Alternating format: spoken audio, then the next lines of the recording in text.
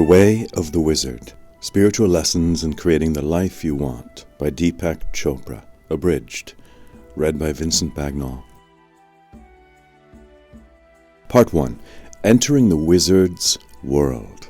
People want to know why I, who come from India, am so interested in wizards. My answer is this. In India, we still believe that wizards exist. What is a wizard? Not someone who can simply perform magic, but someone who can cause transformation. A wizard can turn fear to joy, frustration to fulfillment. A wizard can turn the time-bound into the timeless. A wizard can carry you beyond limitations into the boundless. When I was growing up in India, I knew that all this was true.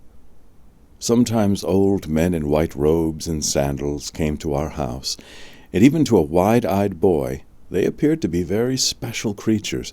They were completely at peace. They emanated joy and love.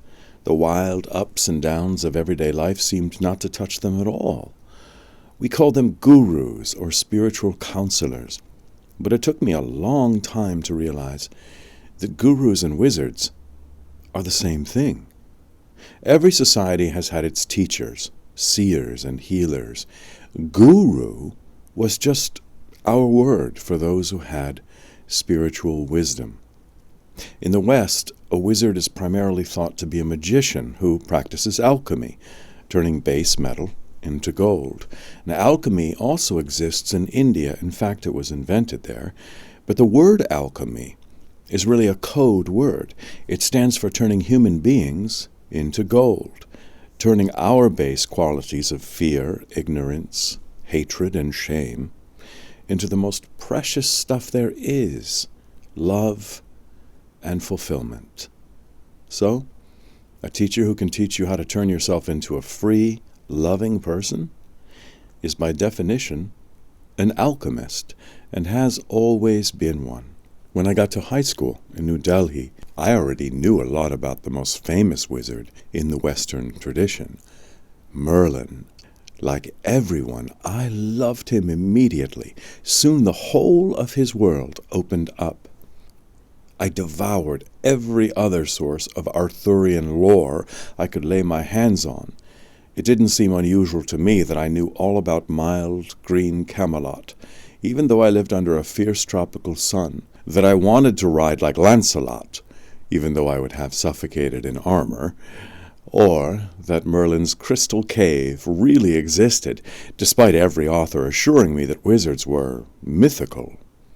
I knew differently because I was an Indian boy, and I had met them. Why we need wizards. For 30 years, I've thought about the wizard's knowledge. I've trekked to Glastonbury in the West Country, climbed the Tor, and seen the hill where Arthur and his knights are supposed to be sleeping.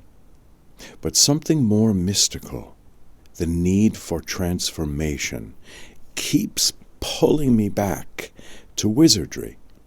Each year I've felt that our times need this knowledge more than ever. Now that I've grown up, I spend my professional time talking and writing about how to achieve complete freedom and fulfillment. Only recently did I realize what I'm talking about is alchemy.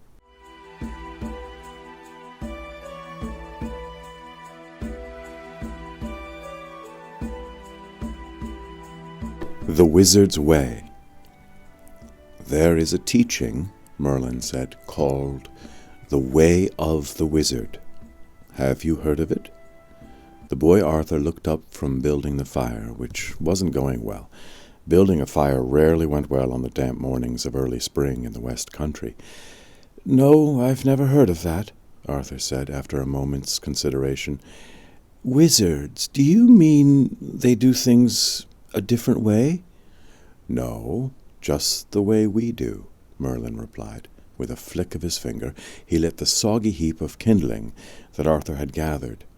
Having grown impatient with the boy's clumsy attempts at fire building, put these on skewers and roast them, if you will, he said. Arthur nodded matter-of-factly. He was about 10. The only person he had ever known was Merlin. They had been together for as long as he could remember. He must have had a mother, but her face didn't register in his memory, not even dimly. The old man with the flowing white beard had claimed his right to the royal baby only hours after it was born. "I am the last keeper of the wizard's way," Merlin said, "and perhaps you will be the last to learn it." Setting the skewers on the fire, Arthur looked over his shoulder. He was intrigued now. Merlin, a wizard. It had never occurred to him. The two lived alone in the forest and the crystal cave. The glow of the cave gave them their light. Arthur had learned to swim by turning into a fish, and when he wanted food, it appeared, or Merlin handed him some. Wasn't that how it was for everyone? "You see, you will be leaving here soon," Merlin continued. "Mind you don't drop that potato in the ashes." Of course the boy already had. Because Merlin lived backward in time, his warnings inevitably came too late, after some minor disaster had already occurred. Arthur brushed the soot off the potato and replaced it on its skewer, made from the green wood of a linden tree. "Oh, never mind," Merlin said. "That one can be yours." "What do you mean, leave?" Arthur asked. He had only been to the nearby village on rare occasions when Merlin wanted to go to the market, and at those times the wizard had been careful to disguise both of them in heavy hooded cloaks. Yet the boy had been a keen observer, and what he had seen of other people troubled him. Merlin gave his disciple a peculiar squinting look. "I'm sending you into the swamp, or as mortals call it, the world. I have kept you out of the swamp for all these years, teaching you something you are not to forget." Merlin paused for effect, and then said, "The way of the wizard." After he uttered these words, neither spoke, as long-time companions are wont to do. They almost breathed the same breath, the old man and the boy, so Merlin must have sensed the restlessness that paced around inside Arthur's mind like a caged panther. They ate their meal, and the boy went to wash in the azure pool downslope from the cave. When he came back, Merlin was sunning himself on a favorite rock. Sunning being a relative term, the quilted clouds had parted just enough to allow a single sunbeam to pierce the treetops and land upon the wizard's white hair. The first words out of the boy's mouth were, "What will happen to you?" "Me? Oh, don't puff yourself up. I shall get along perfectly well without your help, thank you." The instant Merlin loosed this curt retort, he knew he had hurt the boy's feelings, but wizards are loath to apologize. A handsome long bow made of white ash appeared on the ground beside Arthur, who picked it up eagerly and began to string it. In their private code, he knew that this was the old man's form of apology. "What I am worried about is not myself," Merlin went on, "but the loss of knowledge. As I said, you may be the last to learn the way of the wizard." "Then I will make sure it isn't lost," Arthur promised. Merlin nodded. He did not speak of the wizard's way for the rest of that day or for many days thereafter. One morning in June, however, Arthur awoke to find his bed of pine boughs covered in snow. He shivered and sat up, scattering a cloud of white flakes into the air as he shook his deerskin blanket. "I thought you only did this in December," he said, but Merlin did not reply. He was standing stock still in the middle of the circle of snow that covered their camp. Before him was a strange apparition, a large boulder with a sword sticking out of it, and despite the chill in the air, none of the white snow clung to the stone, and the blade rose clean into the air, 5 feet of gleaming hammered Damascene steel. "What is that?" Arthur asked. The sight of the stone stirred him deeply, though he didn't know why. "Nothing," replied Merlin. "Just remember it." After a moment, the sword in the stone began to fade, and by the time Arthur returned from his morning wash-up, Merlin's glade was warm again. Every flake of snow had melted in the summer sun, and the stone had vanished like a dream. The boy felt like crying, for he knew that the apparition was Merlin's gesture of farewell and remembrance. What happened to Arthur after he went out into the world is by now the stuff of legend. He eventually found himself in London on a snowy Christmas morning outside the cathedral where the sword in the stone had mysteriously reappeared. To the astonishment of the crowd emerging from the church, he pulled the sword out and claimed his right to be king. He fought long, bitter wars to overcome a horde of rivals to the throne, then established Camelot as his seat of power. Every day he lived the secrets of the wizard's way. Eventually, he died and passed into history. It was left for later generations to wonder what Merlin had taught his pupil all those years in the forest, before the boy Arthur stepped up to the stone and seized destiny by its jeweled hilt. After Camelot fell, it took very little time for Arthur's world to be swept away. The land sank back into strife and ignorance, and Merlin proved to have been the last of his kind, just as he predicted. No more wizards appear in Western history after him. But Merlin never thought that the day of the wizard depended on how history turned out.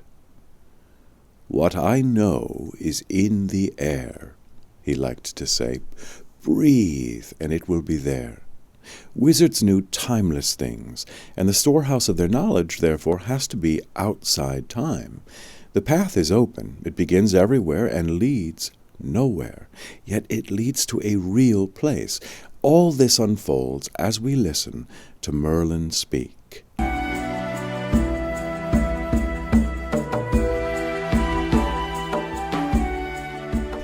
Lesson 1. A wizard exists in all of us. The wizard sees and knows everything. The wizard is beyond opposites of light and dark, good and evil, pleasure and pain. Everything the wizard sees has its roots in the unseen world. Nature reflects the moods of the wizard. The body and the mind may sleep, but the wizard is always awake. The wizard possesses the secret of immortality. "Here," Merlin said one day, thrusting a bowl of soup at the boy Arthur. "Taste." Hesitantly, Arthur did. It was a delicious potage of venison and wild roots, mysteriously spiced by Merlin when Arthur's back was turned. In fact, the soup was irresistibly good, and Arthur eagerly dipped his spoon again, only to have the bowl snatched from his hands. "Wait, more!" he mumbled, his mouth still full. Merlin shook his head. "The whole banquet is in the first spoonful," he admonished. At first Arthur felt a surge of frustration and disappointment, but then he noticed that he felt as satisfied as if he'd eaten the whole thing. Later, when Arthur was dozing under a tree, Merlin quietly approached and left a large bowl of soup by his side. Walking away, the wizard muttered, "Just remember, what good would all those years of wizard school be if I couldn't show you everything in the first lesson?" Understanding the lesson. It takes a lifetime to learn what the wizard has to teach, but everything that will unfold over years and decades is available in Merlin's first lesson. Here the wizard introduces himself. He describes his approach to life, which is to solve the deepest riddles of mortality and immortality. And all this happens in a magical way. For one thing, Merlin does not actually appear in physical form. Forms are irrelevant to Merlin. He has seen worlds come and go. He has survived the upheaval of eons, and his reaction to everything is the same. He sees. Wizards are seers. What do they see? Reality as a whole, not in its many parts. "Were you always a wizard?" the boy Arthur asked. "Well, how could I have been?" replied Merlin. "I once walked around like you, and when I looked at a person, all I saw was a form of flesh and bones. But after a while, I noticed that a person lives in a house that extends that body. Unhappy people with messy emotions live in messy houses. Happy, contented people live in orderly houses. It was a simple observation, but after a while I thought, when I see a house, I'm actually seeing more of that person. Then my vision got wider. When I saw a person, I also couldn't help seeing her family and friends. These were also extensions of the person that told me much about who she really was. And still my vision expanded. I began to see beneath the mask of physical appearance. I saw emotions, desires, fears, wishes, and dreams. And certainly these are a part of a person too, if you have eyes to see them. I began to observe the energy each person emanates. By this time, the physical arrangement of flesh and bones had become almost insignificant. And soon I saw worlds within worlds in everyone I encountered. And then I realized that every living thing is the entire universe, only wearing a different disguise. "Is that really possible?" Arthur asked. "A day will come when you will realize that the entire universe can be found inside you, and then you will be a wizard. As a wizard, you don't live in the world lives in you." Century after century, the wizard has been sought out wherever he lived, in deep forests or caves, towers or temples. The wizard also has traveled under different names: philosopher, magician, seer, shaman, guru. Tell us why we suffer. Tell us why we grow old and die. Tell us why we are too weak to bring about a good life for ourselves. Only to a wizard could mortals unburden themselves of so many difficult questions. Merlin's sayings work subtly, like water seeping deep into the earth. The water springing out of the ground today fell as rain thousands, even millions of years ago. No one knows much about the life of this hidden water, where it goes, what happens to it among the deep hidden stones. But one day, released by gravity, it rises out of darkness, and amazingly, the water springs up completely pure and fresh. So it is with Merlin. If you sit in silence and listen for a few minutes, the words will begin to sink in. Let that happen then. Let the wisdom do its work. Don't expect or anticipate any result, but be alert to whatever happens. Whatever happens is good. The first lesson is about finding the wizard and appreciating his point of view, which is very different from the point of view adopted by either the mind or the emotions. Emotions feel and react. They are immediate. Pain causes emotional contraction. Pleasure causes you to expand and feel liberated. The mind, on the other hand, works much less immediately. It keeps a vast index file of memories and constantly shuffles through them. It compares the new with the old and renders a decision. This is good. That is bad. This is worth repeating. That is not. Thus the emotions give an immediate, unthinking response to any situation, like a baby that smiles or cries spontaneously. The mind consults its memory bank and gives a delayed reaction. The wizard does not have either of these reactions, immediate or delayed. Merlin simply is. He sees the world and allows it to be whatever it is. This isn't a passive act, however. The basis of everything in the wizard's world rests upon the insight. All this is myself. Therefore, in accepting the world as it is, the wizard views everything in the light of self-acceptance, which is the light of love. It seems strange that the wizard's definition of love is wrapped up in silence. To the emotions, love is a surge of feeling, a very active interaction to some overwhelming stimulus. The mind has its own ways, but they are not so different. The mind loves whatever repeats a pleasurable experience from the past. I love this basically means I love repeating what felt so good before. Thus both the mind and the emotions are selective. Picking and choosing isn't wrong, but it takes effort. Although we have all been taught that effort is good, that nothing is achieved without work, this isn't so. Being cannot be achieved by effort. Love cannot be achieved by effort. On a more subtle level, Picking and choosing also involves rejection. The mind focuses on one thing at a time. And before you can say, I like that, you have to reject all other choices. The things we reject tend to be colored by fear. The mind and emotions don't regard pain and suffering neutrally. They fear and reject them. And this habit of picking and choosing winds up expending a lot of energy because your mind is constantly vigilant, constantly watching out to make sure that hurt, disappointment, loneliness, and a great many other painful experiences don't happen again. What room is left for silence? Without silence, there is no room for the wizard. Without silence, there cannot be any real appreciation of life, which is as delicate in its inner fabrics as a closed rosebud. When mortals came to ask advice from the wizards, they did so because they noticed that wizards don't live in fear. Whatever happens to wizards is accepted, even embraced. How do you manage this peace of mind? Mortals asked, and the wizard's answer was, look within, where there is only peace. So the first step into Merlin's world is to recognize that it exists, and that is enough.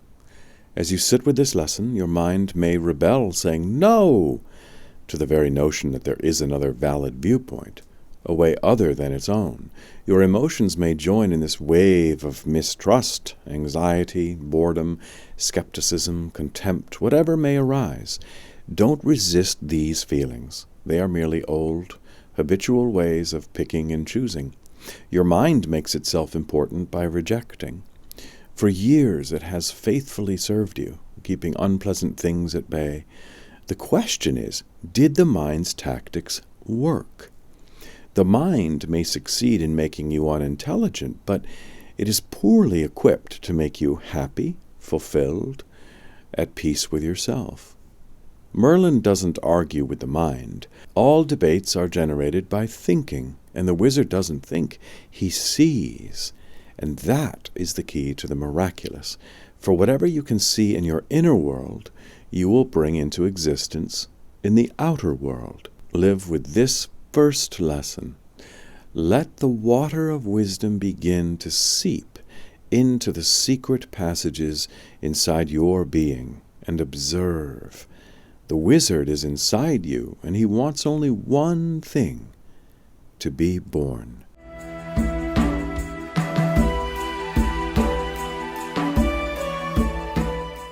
Lesson 2.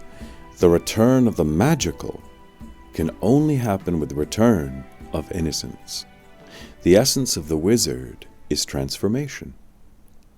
Every morning young Arthur went down to a pool in the forest to wash. Being a typical boy, he wasn't eager to perform this task. He was often distracted by chattering red squirrels, magpies, or anything that might be more interesting than soap and water. Merlin did not bother too much about the dirt that visibly gathered all over his charge's face, around his neck and everywhere else. But the day finally came when the wizard burst out, "I could plant beans behind your ears. It doesn't matter if you spend only a moment at the pool, but do something there." Arthur hung his head. "I've been afraid to confess it, Merlin, but when I bend over the water, I can't see my own reflection. I can't see where to wash, or even what I look like." To the boy's astonishment, when he looked up, Merlin was beside himself with delight. "Here," he said, plunking a large emerald into the boy's hand as a reward. Arthur later used it to skip across the water. "I thought your disobedience marked a loss of innocence, but I see I was wrong. Having no reflection, you have no self-image. When you're not distracted by self-image, you can only be in the state of innocence." Understanding the lesson. Innocence is our natural state before it becomes covered over. What covers it over is self-image. When we look at ourselves, even when we're trying to be completely honest, we see an image built up over many years in layers, that are complexly woven together. The lines and wrinkles that develop in a person's face tell the story of past happiness and sadness, triumph and defeat, ideals and experiences. It is almost impossible to see anything else. The wizard sees himself everywhere he looks because his sight is innocent. It is unclouded by judgments, labels, and definitions. A wizard still knows that he has an ego and a self-image, but he's not distracted by these things. He sees them against the backdrop of the totality, the whole context of life. Ego is I. It is your singular point of view. In innocence, this point of view is pure, like a clear lens. But without innocence, the ego's focus is extremely distorting. If you think you know something, including yourself, you are actually seeing your own judgments and labels. The simplest words we use to describe each other, such as friend, family, stranger, are loaded with judgments. The enormous gulf in meaning between friend and stranger, for example, is filled with interpretations. A friend is treated one way, an enemy another. Even if we do not bring these judgments to the surface, they cloud our vision like dust obscuring a lens. Because he has no labels for things, the wizard sees them afresh. For him, there is no dust on the lens, so the world sparkles with newness. The same faint song is heard in everything. Behold yourself. God could be defined as someone who looks around and sees only him or herself in all directions, insofar as we are created in his and her image. Our world is also a looking glass. Living with the lesson. After you have read this lesson, give yourself a moment to try to regain a touch of innocence. This is easier than people imagine. The first thing to know is what not to do. Do not judge your present state of being. You may be tired or depressed. You may have a lot of anger or fear or blame to cast. Forget all this for a moment, because innocence, as Merlin teaches, is beyond the mind. Just look at this list of words. Heavy, light, black, white, sun, moon. Taking each in turn, let yourself experience these qualities. It doesn't matter if you are the kind of person who summons up images instead of feelings, or concepts instead of concrete objects. Any approach will work. Did you notice that it is impossible for your mind to avoid some sensation of heavy, light, black, white, and so on? In fact, you couldn't even read the words without summoning up at least a faint taste of each quality. It takes your participation for these qualities to exist. If your participation is innocent, then they will exist in a fresh, new way. This is how a painter sees. He looks upon a basket of fruit, a boat, a cloud, but instead of being the passive recipient of these things, he creates them through seeing. He imbues them with his own spirit. And so do we all, even in the simplest act of seeing an ordinary thing. And this experience demonstrates that innocence cannot be lost. It can only be covered over. The secret to seeing innocently is seeing from a new viewpoint, one that is not conditioned by what you expect to see. If you could really see that tree over there, Merlin said, you would be so astounded that you'd fall over. Really? But why? Asked Arthur. It's just a tree. No, Merlin said. It's just a tree in your mind. To another mind, it is an expression of infinite spirit and beauty. In God's mind, it is a dear child, sweeter than anything you can imagine. As long as the mind can register the color, light, density, and feeling of the world, It is perceiving itself. The word heavy or white gives you a sensation inside that belongs only to you. There isn't any heaviness or whiteness out there without you to perceive it.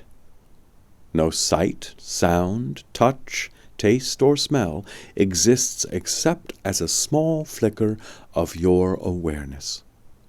Send a camera to the moon, record all the craters and valleys, and bring the film back to Earth. If there is no human to see that picture, it has no image on it, only chemicals that have reacted to a momentary arrangement of photons. The film is as dead as the moon itself. Merlin would say that if no one looks at the moon's image, there is no moon either.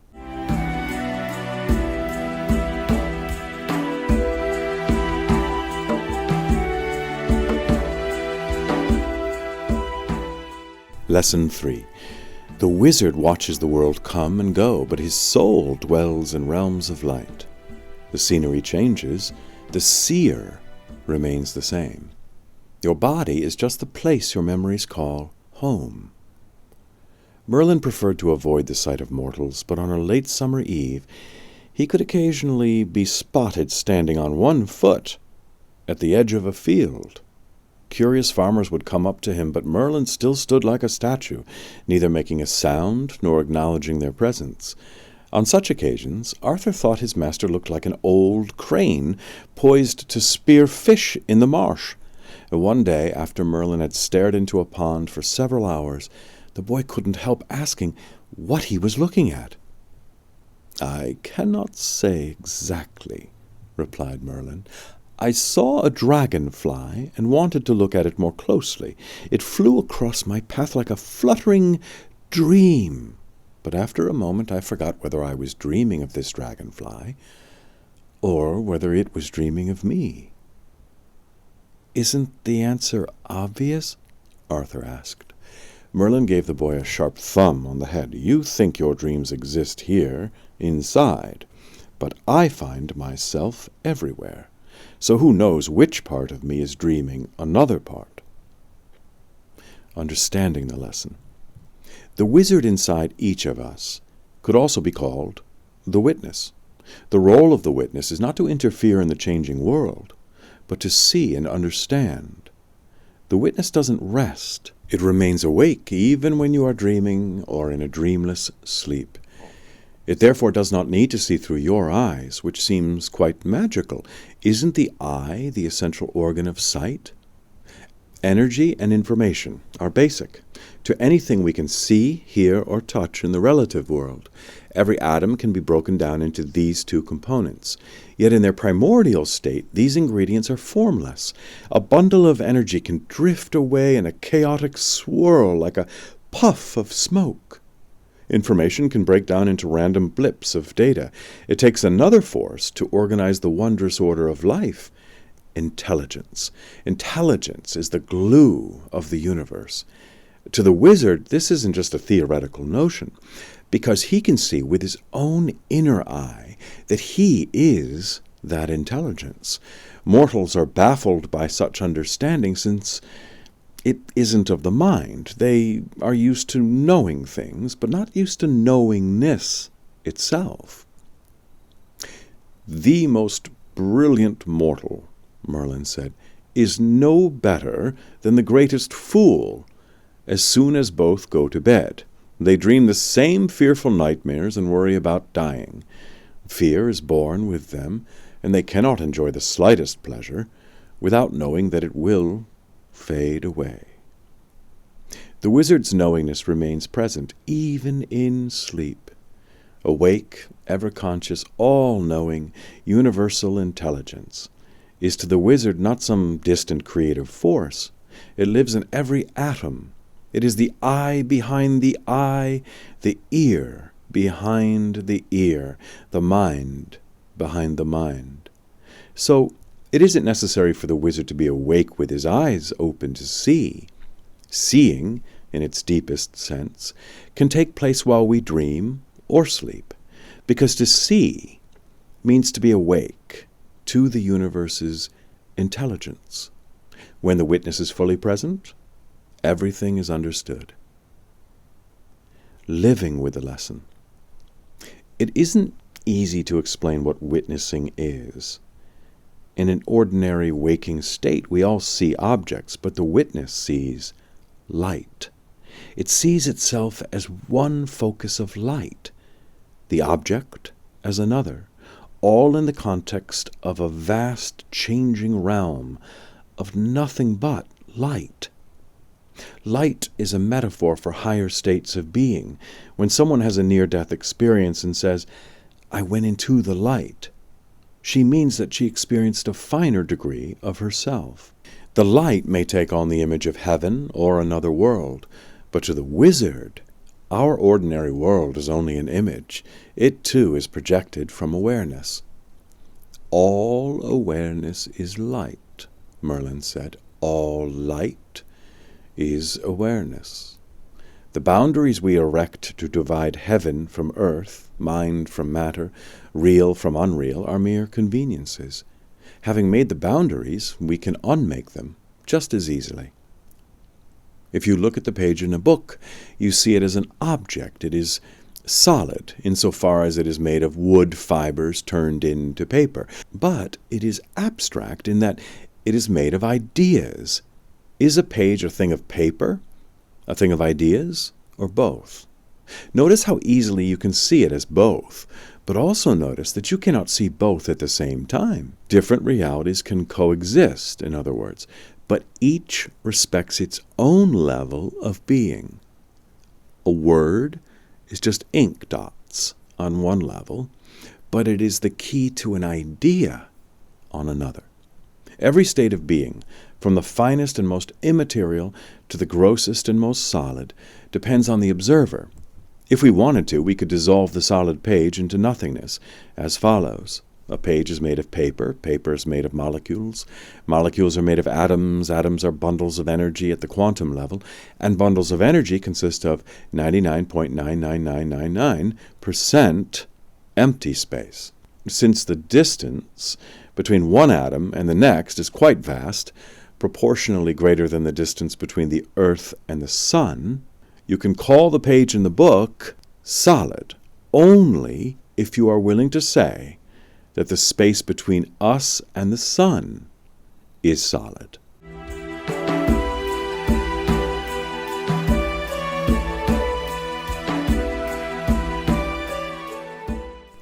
Lesson 4. Who am I? Who am I is the only question worth asking, and the only one never answered. It is your destiny to play an infinity of roles, but these roles are not yourself. The spirit is non-local, but it leaves behind a fingerprint, which we call the body. A wizard does not believe himself to be a local event, dreaming of a larger world. A wizard is a world dreaming of local events.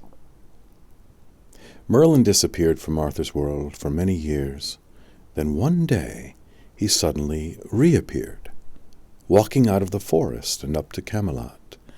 Overjoyed to see his master, King Arthur ordered a royal banquet in his honor, but Merlin acted bewildered, looking at his former pupil as if he had never seen him before. "Perhaps I might attend, if you are who I take you to be," Merlin said. "But tell me truly, who are you?" Arthur was astonished. But before he could protest, Merlin addressed the assembled court, saying loudly, "I shall offer this bag of gold dust to anyone who can tell me who this person is." And immediately a purse bulging with pure dust of gold appeared in his hands. Baffled and chagrined, none of the Round Table knights came forward. Then a young page ventured, "We all know this is the king." Merlin shook his head and curtly dismissed the page from the hill. "Don't any of you know who this is?" he repeated. "It is Arthur," another voice called out. "Even a fool knows that." Merlin spotted where the voice came from, an old serving maid in the corner, and ordered her from the room, too. The whole court buzzed with confusion, but soon the wizard's challenge turned into a game. Various answers began to fly. The son of Uther Pendragon, ruler of Camelot, sovereign of England. Merlin accepted none of them, nor the more ingenious answers, such as son of Adam, flower of Albion, a man among men, and so on. Eventually, Guinevere herself was drawn in. "This is my beloved husband," she murmured. Merlin only shook his head. One by one, each person was dismissed, until no one remained in the great hall but the wizard and the king. "Merlin, you have stymied us all," Arthur admitted, "but I am sure I know who I am. Therefore my answer is this: I am your old friend and disciple." After the briefest of hesitations, Merlin dismissed this last answer as he had all the others, and the king himself had no choice but to leave. Curiosity, however, led him to an open door from which he could still see into the great hall. To his surprise, he watched Merlin walk over to a casement window, open the purse, and fling the gold dust into the air. "Why did you throw out that precious gold?" Arthur called out, unable to contain himself. Merlin looked up. "I had to," he replied. "The wind told me who you are." "The wind? But it didn't say anything." "Exactly." Understanding the lesson. Wizards and their kind have often been content to remain nameless and placeless. They do not like to stay in one locale where mortals might become overfamiliar. "Whoever calls my name is a stranger," Merlin said. "Your recognizing my face doesn't mean you know me." Wizards see themselves as citizens of the cosmos. Therefore, any localized place where they can be found is irrelevant. In mortal life, what limits us first and last are names, labels, and definitions. Having a name is useful. It lets you know which birth certificate is yours. But it quickly turns into a limitation. Your name is a label. It defines you as having been born at such and such a time and place to a certain set of parents. After a few years, your name defines you as going to such and such a school and then on to such and such a profession. By the time you are 30, your identity is hemmed in by a box of words. The walls of the box might consist of the following: Catholic tax lawyer, educated at Cornell, married with 3 children and a mortgage. These facts may not be inaccurate, but they are misleading. They trap an unconditioned spirit inside conditions. Many of these limitations seem to pertain to you when in fact they only pertain to your body, and you are far more than your body. The wizard has a peculiar relationship to his body. He sees it as a wisp of consciousness taking shape in the world, much as rocks, trees, mountains, words, wishes, and dreams flow and take shape. The fact that a wish or a dream is insubstantial, while one's body is solid, does not perturb a wizard. Wizards lack our ordinary prejudice that equates solid with real. Living with the lesson. To experience this lesson, you need to forget your name for a while. Let's say, "Who am I?" is a real question now. Escaping name and form means finding out who you really are. Most of the time we experience ourselves through limitation. Playing a role is a limitation, yet every person slips in and out of roles all the time. Remember when you were a child and your mother was all important? It did not occur to you that she had a life other than being mommy. Her identity was fixed in your mind. Only after you grew up did you see that she played other roles, such as wife, sister, daughter, career woman, and so on. It is difficult for most children to accept the fact that mothers live lives that are not centered entirely around motherhood. Such is the natural self-centeredness of all small children. But over time, we learn to slip into our own roles and by following the examples of our parents. Taking on more roles seems like a way of expanding our experience. A woman who was only a mother would find her life suffocating. Being complete in our society means wearing as many hats as possible, but the wizard does not see the situation that way at all. To him, being complete means being free from all roles. I am a free spirit reduced to the experience of this little body, Merlin would say. You can circle the sun with your thumb and forefinger, but doesn't its light still fill the sky? Stepping out of role-playing is a tricky business. Yet you cannot enter the wizard's world if you define yourself through the roles you play. So what is the experience of being entirely free from roles? It is actually quite simple. When you wake up in the morning, there is an instant before you start thinking about your day, a moment of just feeling awake, without any particular thought on your mind. You are just yourself, in a simple state of awareness. This experience of simplicity repeats itself off and on during the day, but few people notice it, because our habit is to identify with the thinking process. It too goes on throughout the day. In reality, however, you are not what you are thinking.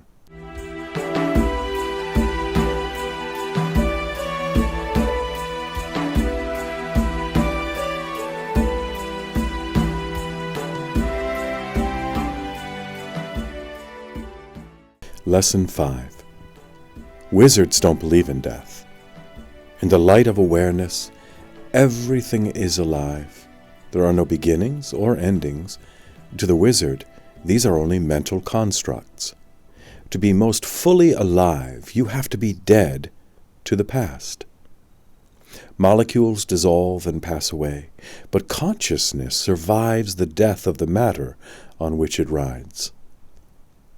Every story about Merlin, even the most confused, took it for granted that he lived backward in time. In his day, this caused much consternation among mortals. The old wizard would shout, "Watch it!" the second after Arthur spilled boiling water on himself. He would pop up at funerals and chuck the corpse under the chin as if it were a newborn baby.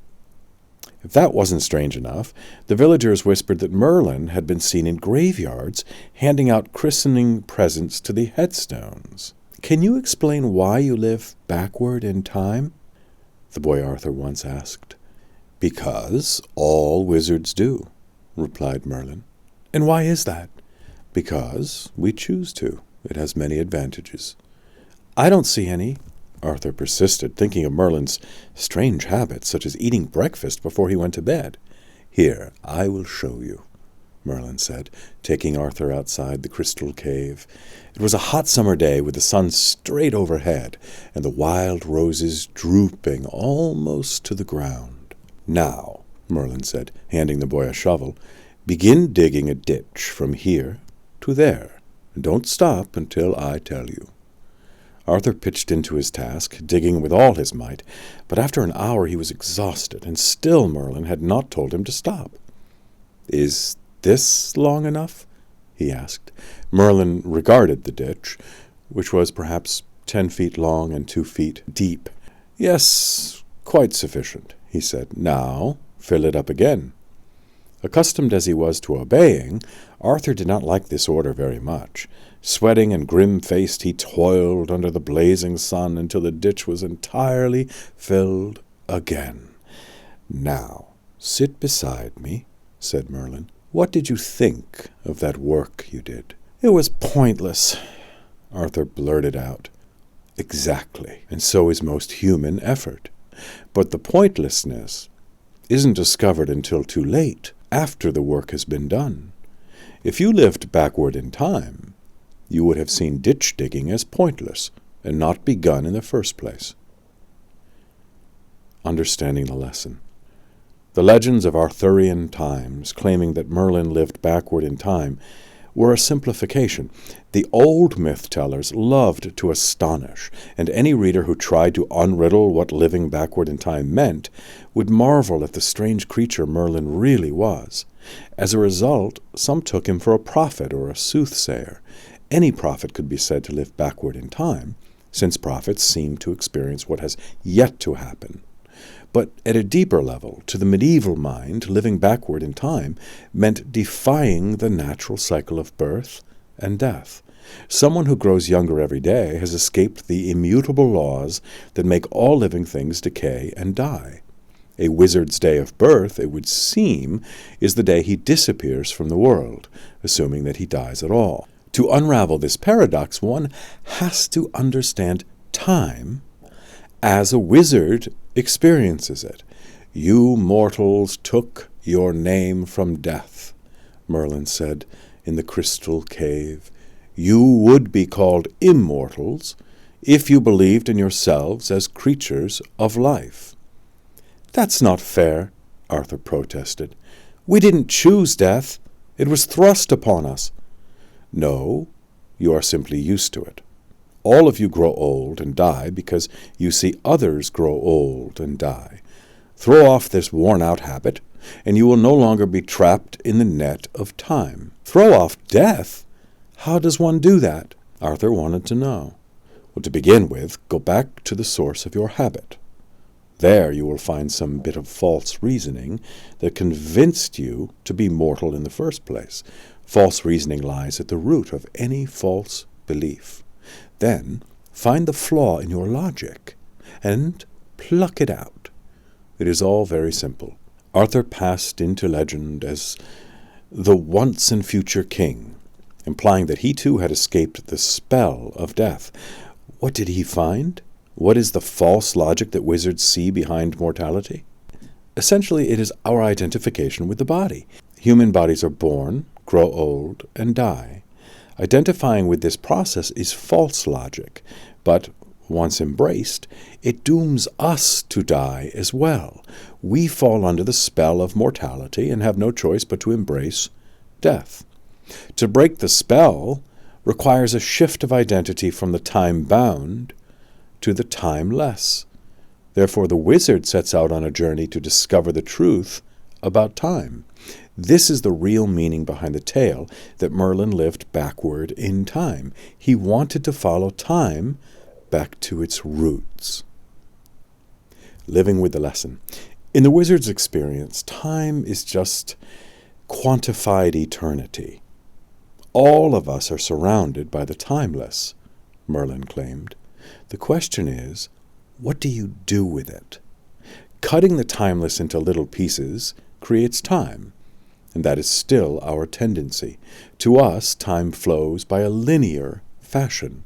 Clocks tick away seconds, minutes, and hours, recording the long march from past to present to future. This linear conception of time was displaced by Einstein when he proved that time is relative, that it has the capacity to speed up or slow down. Besides looking a bit like Merlin, Einstein must actually have slipped into the wizard's world to come up with this astonishing notion. He could feel the theory of relativity, Einstein tells us, long before he could prove it mathematically. We all feel time as a relative, fluid thing. Any happy experience makes it speed up. Any painful experience makes it slow down. A day in love seems like a second. A morning in the dentist's chair feels like an eternity. But can this new perception of time really get us past death? To the wizard, death is merely a belief. Relativity allows us to bend our belief in linear time. It isn't hard to think up other examples that would enable us to believe in immortality itself. For example, if you see the universe as a storehouse of energy, then from the viewpoint of energy, nothing ever dies, because energy cannot be destroyed. As energy, you will always be here. "But I don't want to be energy," Arthur protested when faced with this logic. "That's your fatal flaw," Merlin pointed out. "Because you identify with this body, you think you need a form. Energy is formless, so you think it can't be you. But I was only pointing out that energy can't be born. It has no beginning or end. Until you stop thinking of yourself as having a beginning, You'll never find the deathless part of yourself, which must be unborn if it is never to die. As wizards see it, the whole phenomenon of death is tied up in fear, although this fear is so deeply rooted that its effects are not immediately obvious. There is a simple exercise, however, for uncovering this for yourself. Sit with a stack of several sheets of paper. Choose a quiet room with no distractions. Now, place the tip of your pen on the first sheet of paper and promise that you will not lift the pen for 5 minutes. Begin to write the sentence, "I am afraid of," and finish it any way you like. Not lifting your pen, write the same sentence opening, "I am afraid of," and again let any ending that comes to mind be put on the paper. As you are doing this, take slow, measured breaths, in and out, without pausing in between. This is sometimes called circular breathing, in which inhale and exhale are connected. Since ancient times, this deliberate sort of breathing has been considered a way to bypass the inhibitions of the conscious mind. Without this technique, it would be much harder to reach the unconscious level of fear. As you perform the circular breathing, in and out, without pausing, keep finishing the same sentence, "I am afraid of," over and over again, without lifting pen from paper.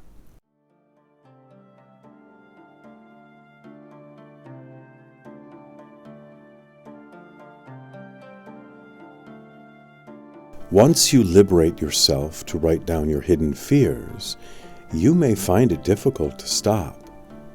If you are doing this exercise freely, letting your thoughts simply unravel without trying to control them, you will discover many strange and unanticipated associations with fear, and these unexpected fears will bring emotions with them, not just fear, but anger, sorrow, and great relief.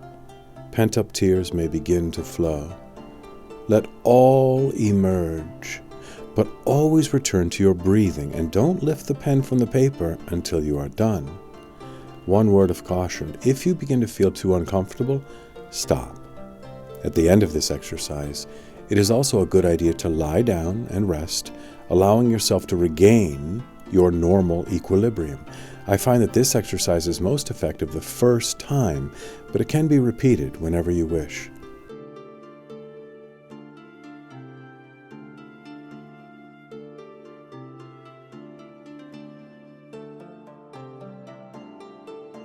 What does this all have to do with a wizard's view of immortality? We might say that undertaking one 5-minute session devoted to fear is like peeling away one layer of a belief system.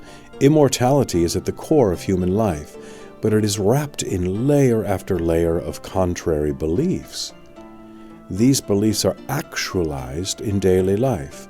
We live our fears, wishes, dreams, unconscious associations, and ultimately our deepest belief that we must die. The rational mind would probably defend this stance by claiming that death is everywhere in nature. But Merlin would say, look at your rational doubts more closely. Behind the doubt stands a doubter. Behind the doubter, a thinker. Behind the thinker, a speck of pure awareness that must be conscious before any thought can arise. I am that speck of consciousness. I am immortal and immune to time. Do not just speculate about me, judging whether to accept or reject. Dive inside. Peel away your layers of doubt. When we finally meet, you will know who I am, and then my immortality will be not simply a notion, but a living reality.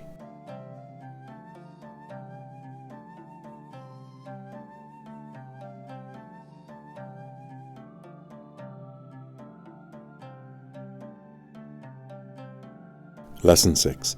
The wizard's consciousness is a field that exists everywhere. The streams of knowledge contained in the field are eternal and flow forever. Centuries of knowledge are compressed in revelatory moments. We live as ripples of energy in the vast ocean of energy. When the ego is set aside, you have access to the totality of memory. One morning, Arthur woke up very early, shivering in his straw bed, only to find Merlin looking at him from across the cave. "I was having a bad dream," Arthur mumbled. "I was the last person on earth, wandering forests and streets that were empty of anyone but me." "Dream?" said Merlin. "That was no dream. You are the last person on earth." "How can that be?" Arthur asked. "Wouldn't you agree that the only person on earth would also have to be the last person?" "Yes." "Well, from the point of view of your self-image, which people in the future have called the ego, you are the only one." "Well, how can you say that? You and I are here together, aren't we? And we have visited villages and towns that must contain thousands of folk." Merlin shook his head. "If you look at yourself truly, what are you? A creature of experience that is constantly turning into memories. When you say I, you are indicating this unique bundle of experiences with all its private history that no one else can share. Nothing seems more personal than memory. You and I have walked separate roads, even though we walk together. I cannot look at a flower without having an experience you do not share. Not a single tear or laugh can truly be given to another." When Merlin had finished this speech, Arthur looked distressed. "You make it sound as if everyone is utterly alone," the boy said. "Not I," replied Merlin. "Not I," replied Merlin. "The work of the ego is what makes you alone, sealing you into a world no one else can enter." Seeing how distraught his disciple looked, Merlin softened his voice. "And yet ego can be set aside. Come with me." He got up and led Arthur out of the cave into the pre-dawn darkness, which was still full of stars. "How far away is that star, do you suppose?" he asked, pointing to the dog star. "How far away is that star, do you suppose?" he asked, pointing to the dog star. It being midsummer, Sirius was bright and low on the horizon. "I don't know. I suppose it must be farther than I can measure or possibly imagine," Arthur replied. Merlin shook his head. "It is no distance at all. Consider this. For you to see that star, its light must enter your eye, correct? Beams of light flow continuously from here to there like an invisible bridge. What is a star but light? Therefore, if it is light, both here and there on the bridge in between, there is no separation between you and that star. You are both part of the same seamless field of light." "But it appears to be very far away. After all, I can't pluck it out of the sky," Arthur objected. Merlin shrugged. "Separation is only an illusion. You appear to be separate from me and from other people because your ego takes the view that we are all isolated and alone. But I assure you, if you set your ego aside, you would see us all surrounded by one unending field of light, which is awareness. Your every thought is born in a vast ocean of light, only to return to it along with every cell of your body. This field of awareness is everywhere, an invisible bridge to all else that exists. So, there is nothing about you that isn't part of everyone else, except as ego sees it. Your work is to go beyond ego and dive into the universal ocean of consciousness. Arthur had a thoughtful look on his face. "I'll have to think about what you've said." "You do that." Merlin yawned. "Oh, I'm still sleepy." The wizard turned to re-enter the warm, snug cave. "Oh, and by the way, before you come back to bed, will you please hang that thing up again?" "Thing?" Arthur looked down in surprise to see that the dog star had been plucked from the sky and left at his feet. Understanding the lesson, the ego has taken on the job of selecting and rejecting experiences, as we've already seen. As a result, the ego creates isolation, since anything that picks and chooses creates a gap. Between you and something you've rejected, there is a gap. Between you and me, there is also a gap. Because we have chosen not to have the same experience, our egos are separate. In fact, we all take it for granted that we couldn't possibly share experiences, not fully. I cannot enter all of your emotions, fears, wishes, and dreams, nor you mine. The best we can usually do is to try to build bridges of communication, which often prove too weak to hold. The most personal things about you since you were born, your memories and experiences, lead to loneliness and isolation. The wizard is never isolated, however, because ego does not enter into his view of things. By ego is meant the sense of personable, unshareable I. Merlin once said to the boy Arthur, "Try to forget me, if you can." "What?" Arthur said in surprise. "I could never forget you, and I don't want to." He felt anxious, supposing that Merlin was rejecting him in some way. "Do you want to forget me?" he asked. "Oh, absolutely," Merlin replied calmly. "You see, I want us to be friends, and if I remember you, what do I have? Not the real you, but a dead image. That is all a memory is, a once living thing turned into a dead image. But as long as I can forget you every day, then I will wake up to see you anew the day after. I will see the real you, stripped of outworn images." Living with the lesson. We all cling to memory because it defines us. But to bring an end to separation and isolation, you have to be willing to see the unreality of memory. Think of someone you know well, your husband or wife, a sibling or friend. Bring him or her to your mind in detail and ask yourself what you really know about this person. Go beyond mere facts, such as eye color, weight, job, or address. Think instead about the most personal traits, likes and dislikes, vivid memories and interactions. When you finish this exercise, you may assume that you have compiled an accurate portrait of that person, yet everything you've recalled came from your memory, and therefore what you have described is your individual viewpoint. That same person could be described entirely differently from another perspective. What seems likable to you is unlikable to others. What is memorable to you may be entirely forgettable in someone else's eyes. You do not have to go very far to realize that everything in your description is completely relative. Your idea of tall is someone else's idea of short or average. Heavy can be seen as light, fair as dark, friendly as unfriendly, and so forth. You are really describing your perspective, not the person. Moreover, your experiences with that person are uniquely your own, which makes your description even more idiosyncratic. If everything you thought you knew about someone else had turned out to be indirectly about you, it is obvious that memory serves to isolate. We fragment the world by the personal way we view it, creating shells of isolation that no one else can penetrate.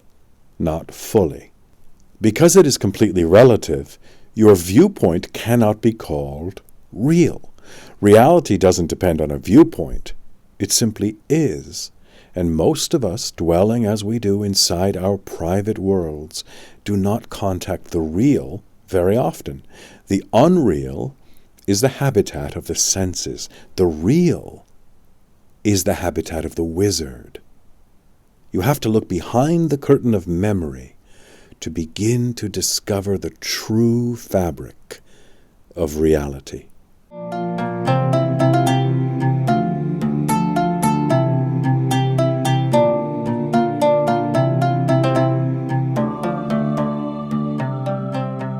Lesson 7.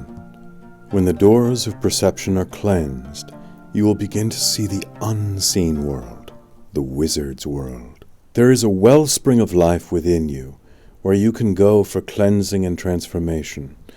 Purification consists of getting rid of the toxins in your life. Toxic emotions, toxic thoughts, toxic relationships. All living bodies, physical and subtle, are bundles of energy that can be perceived directly. One day, when Merlin and Arthur were both in a drowsy, summery mood, lying beside a stream, Merlin said, "I read a poem as a boy, a long time in the future. I wonder if you will like it." Arthur pretended he was asleep, covering his face with his hand to ward off the July sun. Whenever Merlin talked about the future as his past, the boy needed a good deal of concentration to follow him. "You needn't try to ignore me," Merlin went on, "for this poem is too beautiful to neglect. What if you slept? And what if, in your sleep, you dreamed? And what if, in your dream, you went to heaven, and there plucked a strange and beautiful flower? And what if, when you awoke, you had the flower in your hand? What then?" Understanding the lesson.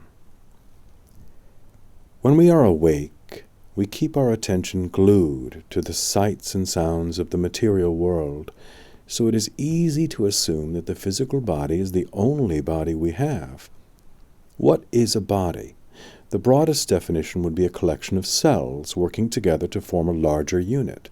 Being much greater than the sum of its parts, a body can act and think and feel in ways impossible for a single cell.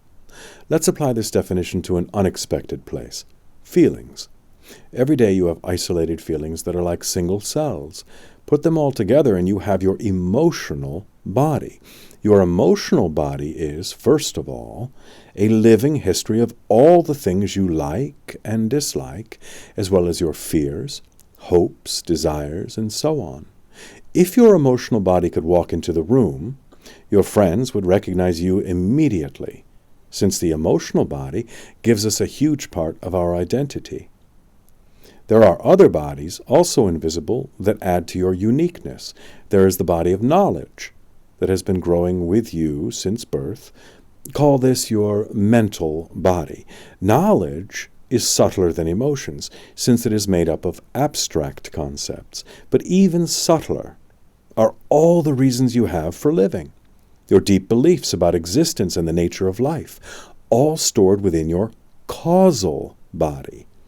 That part of you that allows you to understand existence. Here reside the deepest seeds of memory and desire.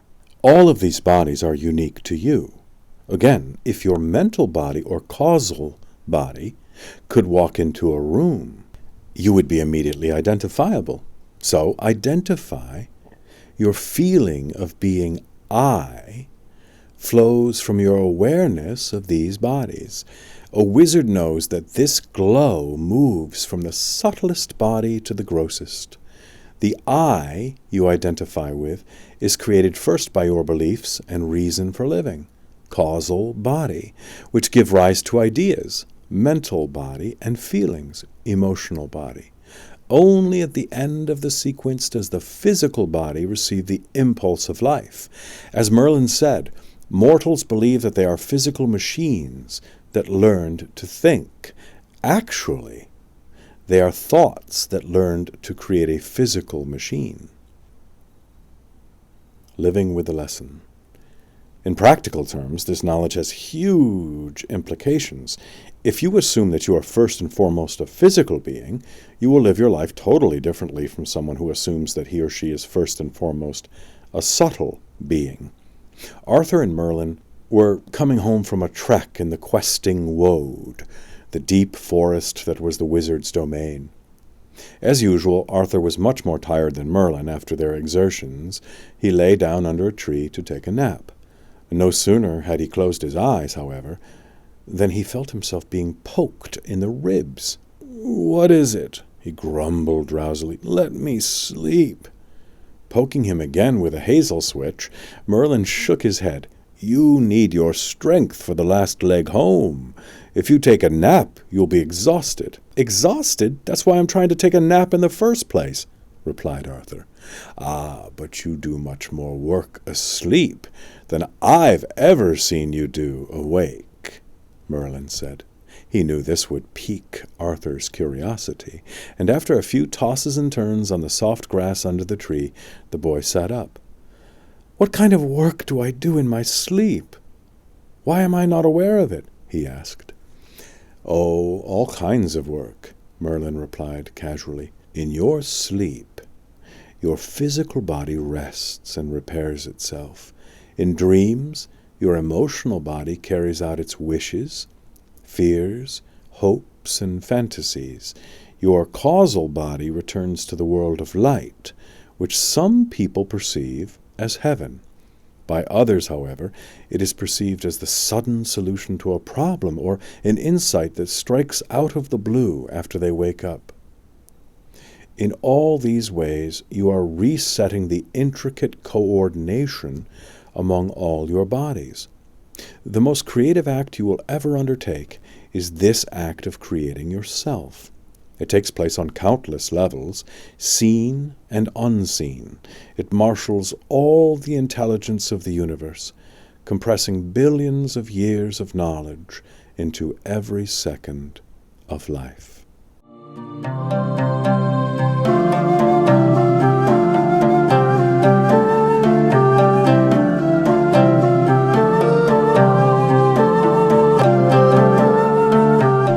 Lesson 8. Power is a double-edged sword. Ego power seeks to control and dominate. The wizard's power is the power of love. The seat of power is the inner self. The ego follows us like a dark shadow. Its power is intoxicating and addicting, but ultimately destructive. The eternal clash of power ends in unity. Just before he left Merlin's care, Arthur became very moody. He was nearly 15, and he had rarely seen other people. "Are you sad about going out among them?" Merlin asked. "After all, you are of their kind." Arthur looked away. "I am sad, but that's not the reason why." "Then what is it?" "I want to ask you something, but I don't know how, or if I should." "Go ahead." Arthur looked doubtful. "It's not about any lesson you've taught me, yet more than anything I want to know, that is, if you would tell me." He paused, tongue-tied. "You want to know what it is like to be in love, perhaps?" Arthur nodded, happy to have been saved by Merlin's intuition. The old wizard thought for a moment and said, "First of all, do not be ashamed, because you've asked about a truly important thing. There is something about being in love that cannot be captured in words. But come with me." Merlin led Arthur out into a clearing where the noon sun shone. In Merlin's hand a lighted candle appeared, which he held up against the sun. "Can you see whether it is lit or not?" he asked. "No," said Arthur. The sun was so bright that it made the candle flame invisible. "But look," Merlin said. He held a ball of cotton next to the candle, and it was promptly burned up. "What does that have to do with love?" the boy asked. But Merlin didn't reply. He only took a wild gentian flower and squeezed 2 drops of its juice into Arthur's fingers. "Taste," he ordered. Arthur made a face. "It's very bitter." Merlin led him to a lake and told him to wash his hands. "Now, taste the water," he ordered. Is any trace of bitterness there?" "No," Arthur admitted. "But what does this have to do with love?" Again Merlin didn't reply, but led the boy deeper into the forest. "Sit still," he said softly. Arthur did as he was told, and after a moment a mouse crept out into the field some yards away. A shadow passed overhead, but before the mouse could move, it was snatched up by an eagle, which flew off with its prey to a nest high in the cliffs. Baffled, Arthur said, "But you said you were going to teach me about love. What did anything you showed me have to do with that?" "Listen," his master said. "Like the candle that becomes invisible, held next to the sun, your ego will dissolve in the overwhelming force of love. Like the bitter taste that is undetectable once it is diluted by the lake, your life's bitterness will be as sweet as the freshest waters when mixed with love. And like the prey devoured by the eagle, your self-importance will become a glint in the eye of the love that eats you up." Understanding the lesson. The power of love is the power of purity. The word love is used in many ways, but it is a sacred word to the wizard, because his meaning for love is that which dissolves all impurities, leaving only the true and the real. As long as you have fear, you cannot really love, Merlin cautioned. As long as you have anger, you cannot truly love. As long as you have selfish ego, you cannot truly love. "Then how can I ever love at all?" asked Arthur, knowing that fear, anger, and selfishness were things he experienced quite often. "Ah, that is the mystery," replied Merlin. "However impure you are, love will still seek you out and work on you until you can love. Love seeks out impurity in order to burn it away. There is no such thing as a loveless person. There are only people who cannot feel the force of love. Being invisible and ever-present, love is more than an emotion or a feeling. It is more than pleasure or even ecstasy. As seen by the wizards, love is the air we breathe. It is the circulation in every cell. From its universal source, love permeates everything. It is the ultimate power because without using force, love brings everything to it. Even in suffering, love's power continues its work, far out of sight of the ego and mind.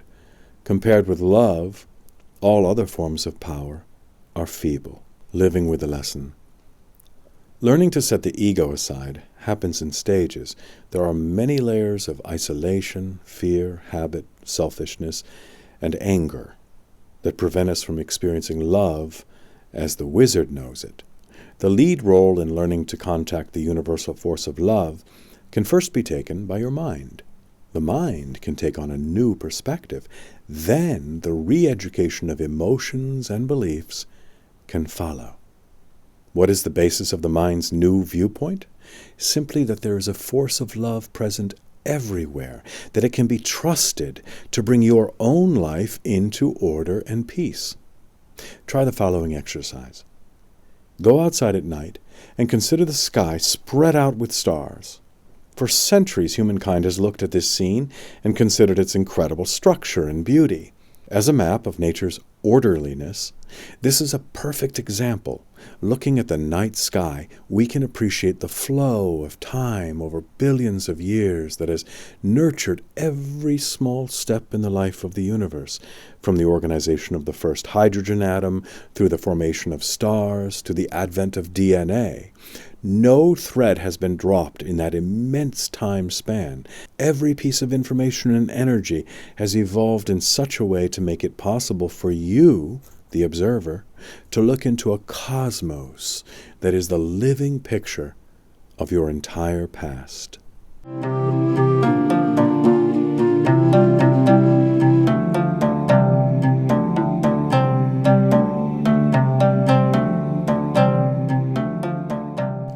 Lesson 9. The wizard lives in a state of knowingness. This knowingness orchestrates its own fulfillment. The field of awareness organizes itself around our intentions. Knowledge and intention are forces. What you intend changes the field in your favor.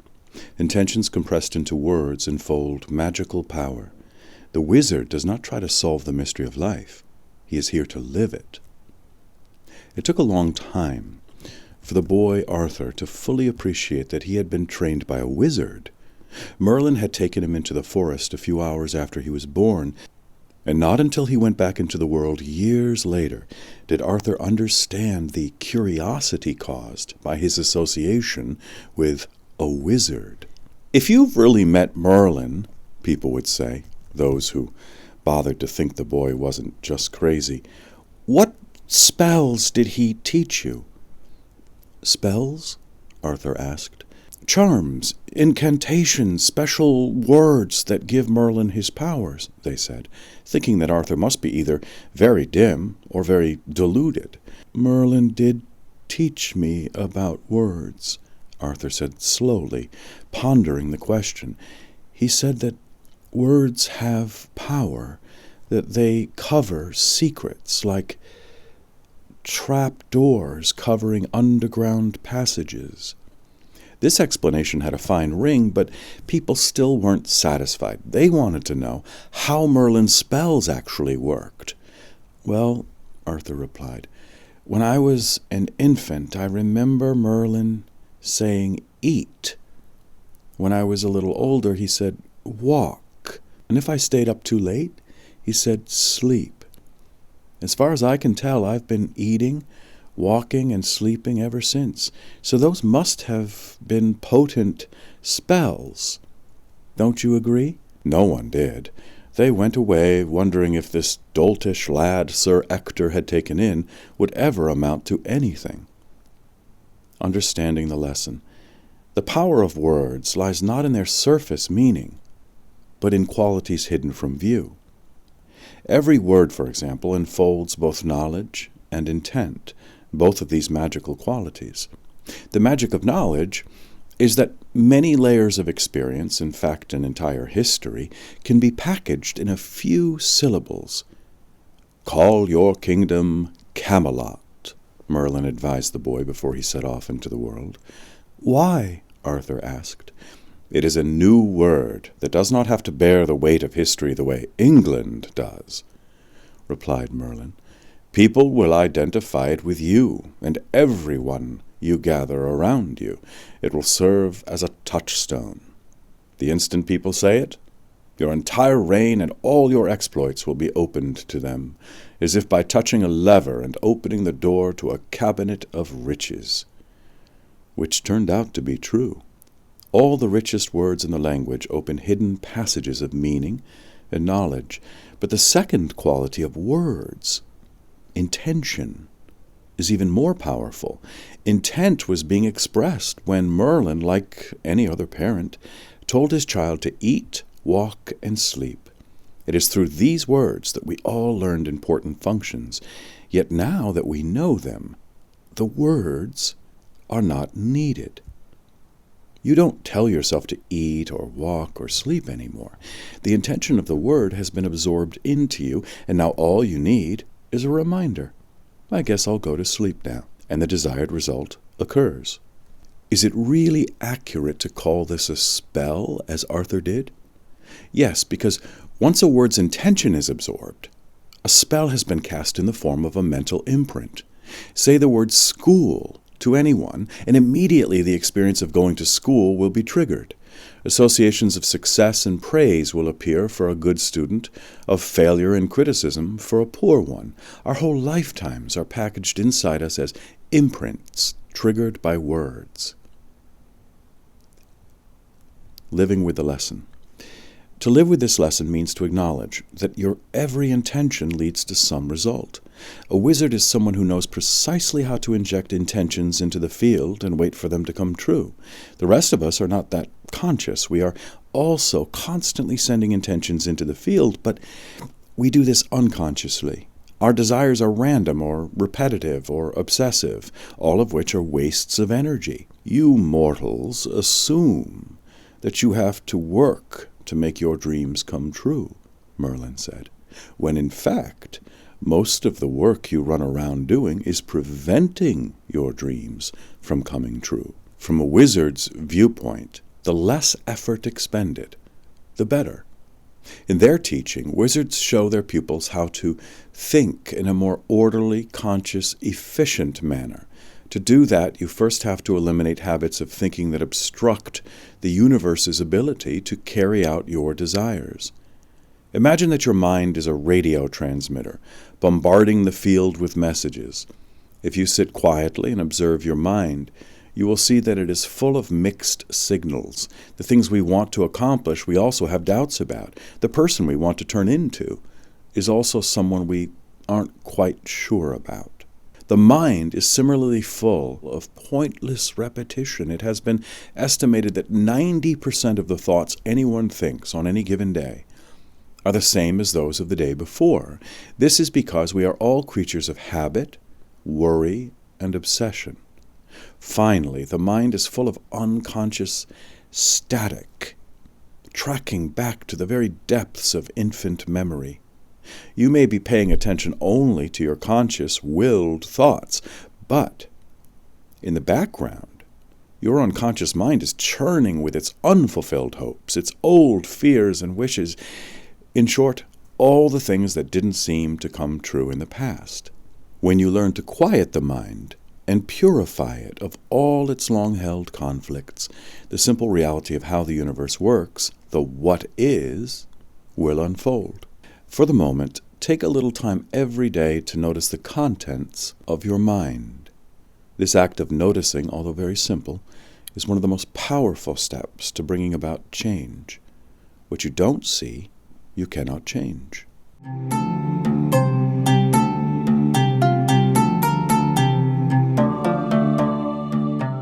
Lesson 10. We all have a shadow self that is a part of our total reality. The shadow is not here to hurt you, but to point out where you are incomplete. When the shadow is embraced, it can be healed. When it is healed, it turns into love. When you can live with all your opposite qualities, you will be living your total self as the wizard.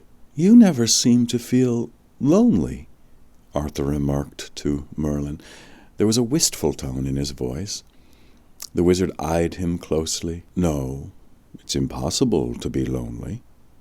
Well, perhaps for you, but... The boy stopped short, biting his lip. But his feelings got the better of him, and he burst out. It's quite possible to be lonely. There's no one here in these woods except you and me, and even though I love you like a father, still, there are moments... Not knowing what else to say, Arthur stopped. It's impossible to be lonely, Merlin repeated more firmly. Curiosity gained the upper hand over Arthur's other feelings. I don't see why, he said. Well, there are only two classes of beings you and I need to worry about in this matter, began Merlin. Wizards and mortals. It is impossible for mortals to be lonely because you have so many personalities fighting inside you. It is impossible for wizards to be lonely because they have no personality inside them at all. I don't understand. Who is inside me except myself? First, you must ask who this thing called myself is. Despite the feeling of being a unique person, you are actually a composite of many people, and your personalities do not always get along. Far from it. You are divided into dozens of factions, each fighting to occupy your body. Is that true of everyone? The boy asked. Oh, yes. Until you find your way to freedom, you will be held hostage by the conflict among your inner personalities. In my experience, mortals are always conducting inner wars involving every possible faction. Yet I still feel like one person, Arthur protested. I can't help that, replied Merlin. Your sense of being one person is born of habit. You could just as easily see yourself the way I have described. My way is more true because it explains why mortals seem so fragmented and conflicted to a wizard. All in all, it is so bewildering to meet a mortal that I often believe I am talking to a whole village inside one package of flesh and bones." The boy looked thoughtful. "Then why is it that I feel so lonely? For to tell you the truth, Master, I do." Merlin gave his disciple a penetrating look. "It does seem a wonder, with all those people fighting to occupy your body, that you could ever be lonely. But I have concluded that loneliness exists as long as other people exist. As long as there is I and you, there will be a feeling of separation. And where there is separation, there must be isolation. What is loneliness but another name for isolation?" "But there will always be other people in the world," protested Arthur. "Are you so certain of that?" replied Merlin. "There will always be people, that is undeniable. But will they always be other people? Wait until you come to the end of the wizard's way, then tell me how you feel." Understanding the lesson. When you look closely inside yourself, you will find there are many personalities competing for the use of your body. For example, the conflict between good and evil gives rise to two personalities called saint and sinner. These never quit arguing.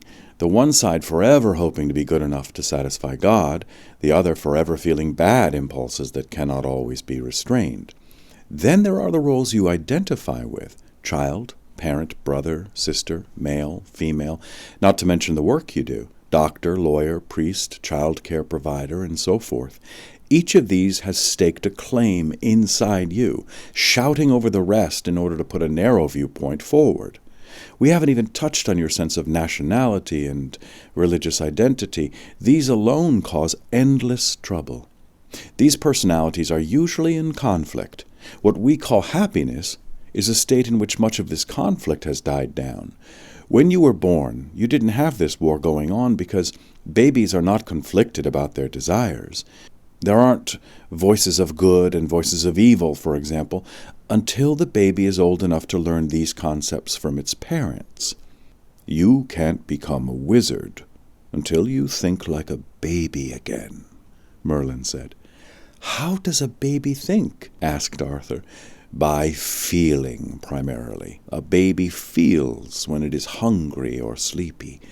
When sensations are presented to it, a baby can feel whether they are bringing pleasure or pain, and it responds accordingly. A baby isn't inhibited about wanting pleasure and avoiding pain." "I don't see anything special about that," Arthur said. "Babies just cry and smile and feed and sleep." "Many mortals would be lucky to do those things after they grow up," Merlin muttered. "Being here in this world in a state of contentment is a real achievement."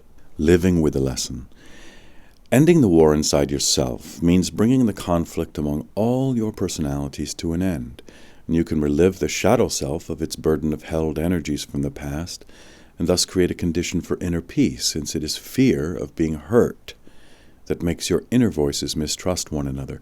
But you can't begin to resolve these inner tensions until you know what your inner personalities are made of. Personalities are always made of the same thing, some old energy attached to a memory. For example, let's say you remember being punished as a child for something you didn't do. The energy of resentment or injustice will attach itself to that memory, and you will start building a fragment of personality, a resentful child, that will live out its narrow view of things until that energy is released. The resentful inner child is just a memory waiting to discharge its held energy, and until that discharge takes place, it will be stuck. There are many ways of releasing old energies. One of the most powerful is simply to acknowledge that they are there. Instead of denying that you feel shame or blame, for example, look at yourself and just say, "This is how I feel." Often this moment of self-awareness is enough because ultimately all held energies are being trapped inside through denial. One of the most effective techniques for overcoming denial is, once again, to use the breath. Lie down in a quiet room and let yourself relax. Now take in a breath any way you like, shallow or deep, fast or slow. Then release it naturally. Don't use any rhythm or effort. Just let the breath go. You might find yourself sighing or gasping somewhat. That's all right. Now take in another breath, and again simply let it go, neither forcing it out nor holding on.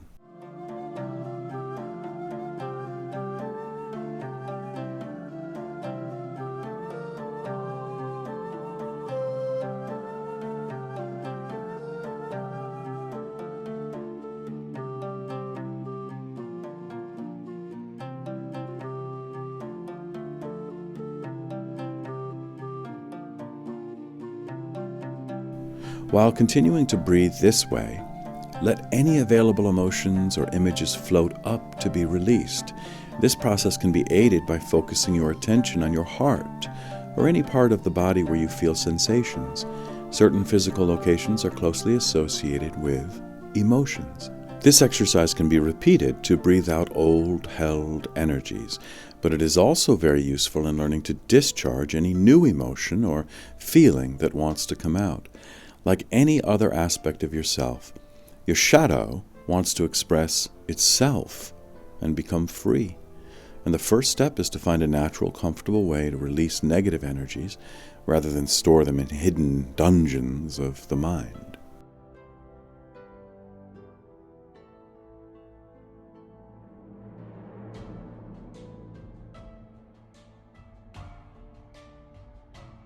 Lesson 11. The wizard is the teacher of alchemy. Alchemy is transformation. Through alchemy, you begin the quest for perfection. You are the world. When you transform yourself, the world you live in will also be transformed. The goals of the quest, heroism, hope, grace, and love, are the inheritance of the timeless. To summon a wizard's help, you must be strong in truth, not stubborn in judgment. After the boy Arthur left Merlin's woods, he lived with old Sir Ector and his son Kay.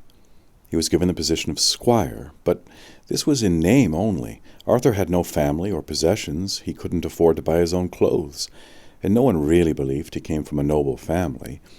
Behind Sir Ector's back, the stable boys used to throw mud at him, and the maids whispered that Arthur knew black magic. As a result, Arthur spent much of his time alone. One day, he was sitting on the edge of a grove of oaks, staring at a battered water pitcher made of lead, when Kay happened to come across him. "Did you steal that?" Kay asked suspiciously. "No," Arthur replied, shaking his head. "I borrowed it." "For what?" "Alchemy." Kay's eyes grew wide. He had heard that wizards had the power to turn base metals to gold. "You were taught alchemy?" he asked. Arthur nodded. "If you can change lead to gold," Kay said excitedly, "our family will be the richest in England. Show me." Arthur nodded and gestured to Kay to sit beside him on the grass. Without another word, he began to stare at the lead pitcher. After a moment, Kay noticed that Arthur's eyes were closed. He waited impatiently, but when Arthur opened his eyes 15 minutes later, the pitcher was unchanged. "I think you're a fraud," Kay said hotly. "That pitcher's still made of lead." Arthur looked unruffled. "Well, of course it is. It's just a reminder. I'm the one who's trying to turn to gold." Understanding the lesson, alchemy is the art of transformation. As taught by the wizards, the secrets of alchemy exist to transform mortals from a state of suffering and ignorance to a state of enlightenment and bliss. Merlin said, "Alchemy is going on all the time. You can't stop transformations from occurring at every level of life. It's your transformation I'm interested in." Compared with that, turning base metals to gold is trivial. Alchemy is a quest, and the quest is always for the same thing, perfection. Just as gold is the most perfect of metals because it cannot be corrupted, perfection in a human being means freedom from pain, suffering, doubt, and fear. But what if human beings can't be perfected? What if we are truly as weak and imperfect as we look? Arthur asked. "The secret is not in how you look," replied Merlin, "but in how deep you are willing to look. Quests are personal journeys, and every step is taken alone.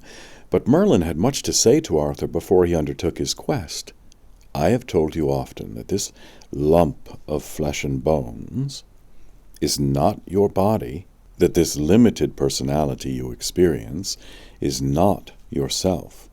Your body is actually infinite and one with the universe. Your spirit encompasses all spirits and has no limit in time or space. The work of alchemy will unfold these truths before you. When Merlin spoke these words, the age of wizards was almost gone, giving way to the new age, which would be ruled by reason. Reason holds that alchemy is impossible, and as wizards receded into the twilight of legend, people began to accept that they were in fact limited to living as finite packages of flesh and blood in thin wedges of time and space. Living with the lesson. In the lore of alchemy, the four elements, earth, air, water, and fire, mysteriously combine to arrive at a magical end product called life. It is undeniable that you are made of earth, air, and water that have been reshuffled from some earlier form, such as food. The fire that sparks these lifeless materials into life can't be distilled, however, because it isn't a visible fire or even metabolic heat. It is the fire of transformation, pure and simple. Therefore, you are the transformation, the transformer, and the transformed. You are your own alchemist, constantly transmuting dull, lifeless molecules into the living embodiment of yourself. This is the most creative and most magical act you will ever undertake. Sit for a moment and imagine that you can see your life as a scroll that unfolds as you examine events further and further in the past.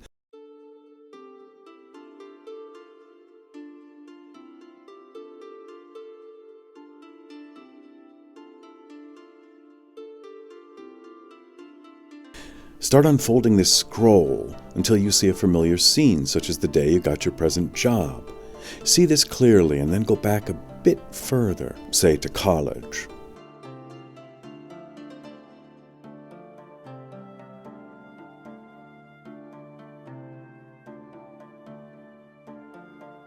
And go on unrolling the scroll through high school, grade school, kindergarten. See as clearly as you can see the scenes when you were a young child, a toddler and an infant.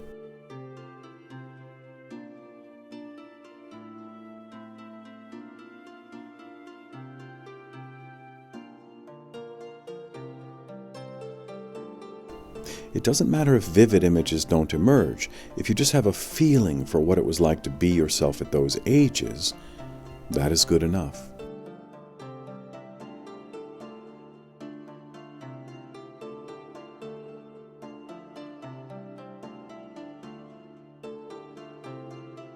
Now go backward to the day you were born. This will be pure imagination.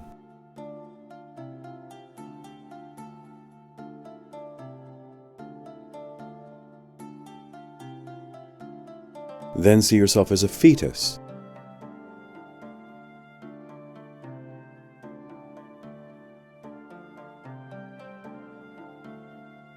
Then as a collection of transparent cells formed into a ball.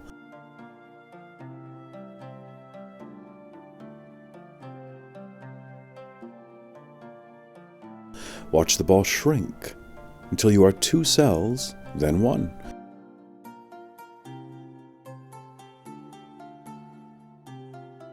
And finally, cross over and imagine yourself before that, without even a single cell to attach yourself to.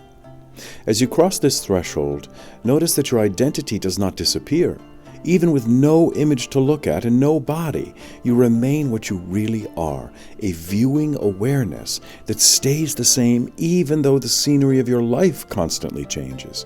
This is your identity as awareness, a lively, wise alchemist who stands unattached behind the constant show of transformation. Now, try to imagine this awareness disappearing. In other words, imagine a time before you ever existed. It cannot be done because the alchemist isn't limited to the realm of time, where all events have a beginning and ending. Likewise, you may scroll forward into the future and try to imagine yourself dead and completely gone. Again, it cannot be done.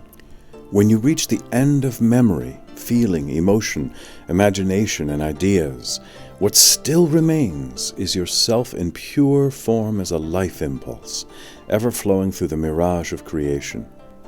That flow takes place as constant transformation, the alchemy of existence extending into and beyond all worlds.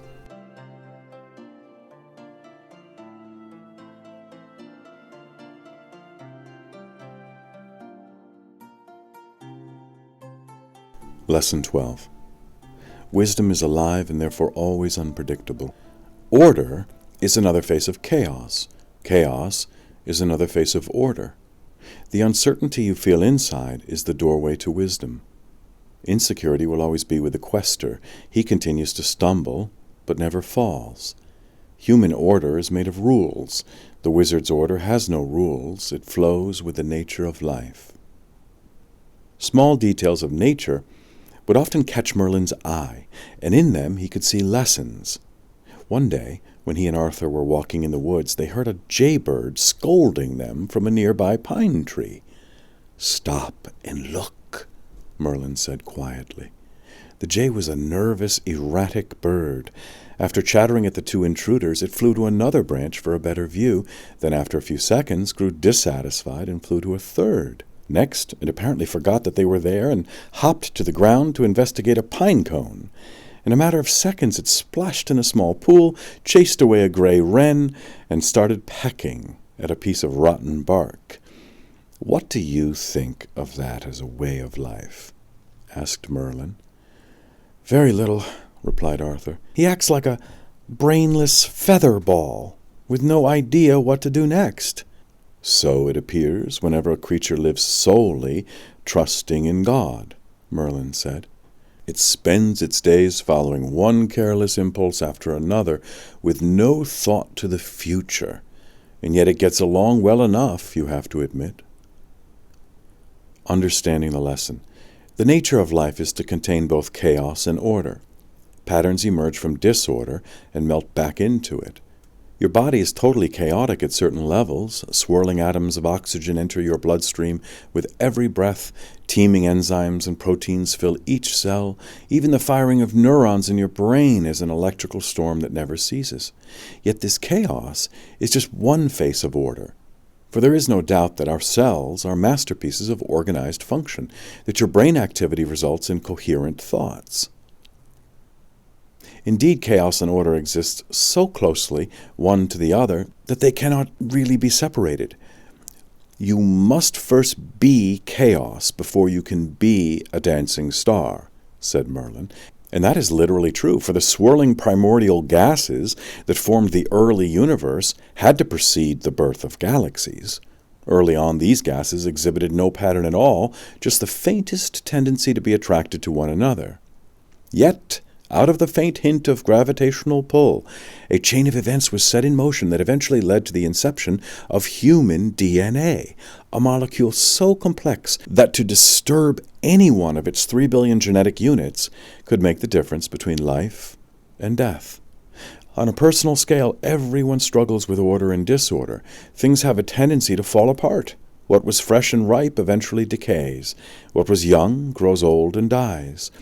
Death is an illusion, Merlin said, but the struggle mortals put up in the face of death is very real.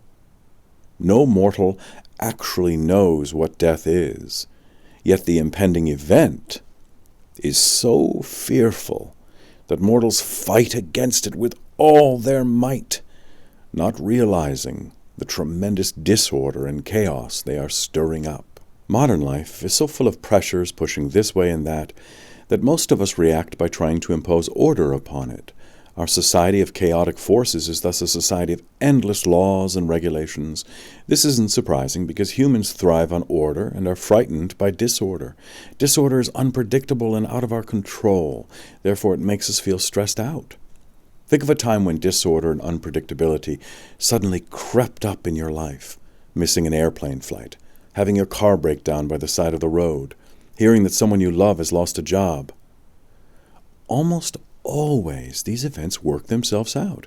There is no real harm done to your existence, just minor inconvenience. Yet, your nervous system probably reacted very strongly, expressing fear and discomfort when your plans went awry.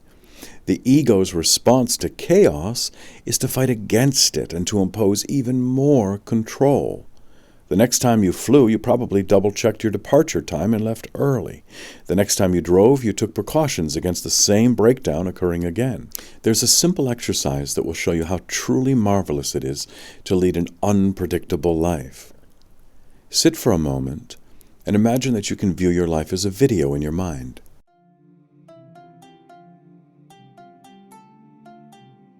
Start the video with the events of today and let them roll forward the way you wish tomorrow will turn out. Then the next day, and the next. Imagine yourself growing older.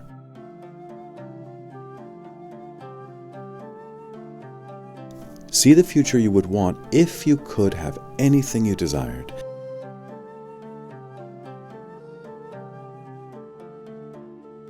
Let your fantasy roam where it will.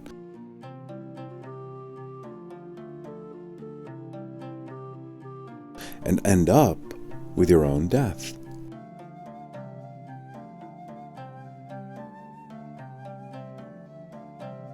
Make it a desirable death, painless and peaceful.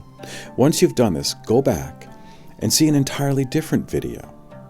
Begin with the events of today, only have them turn out differently.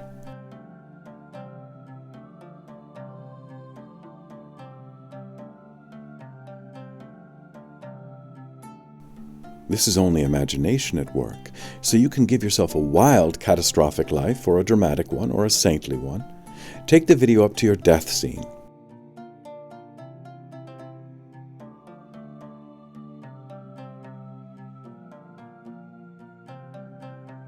Now go back and start over again. The point of the exercise is that all of what you have visualized is true. Your future consists of not one scenario, but all possible ones. They branch out from the present moment like invisible threads of potential. Everyone's life is like this. Only our false sense of control makes us believe that we can impose order on what in fact is totally unpredictable. The ego must examine its fears and stop trying to control. That is one huge part of the quest you are on. If you can accept the flow of life and give in to it, you will be accepting what is real. Only when you accept what is real can you live with it in peace and happiness. The alternative is a struggle that will never end because it is a struggle with the unreal, with a mirage of life instead of life itself.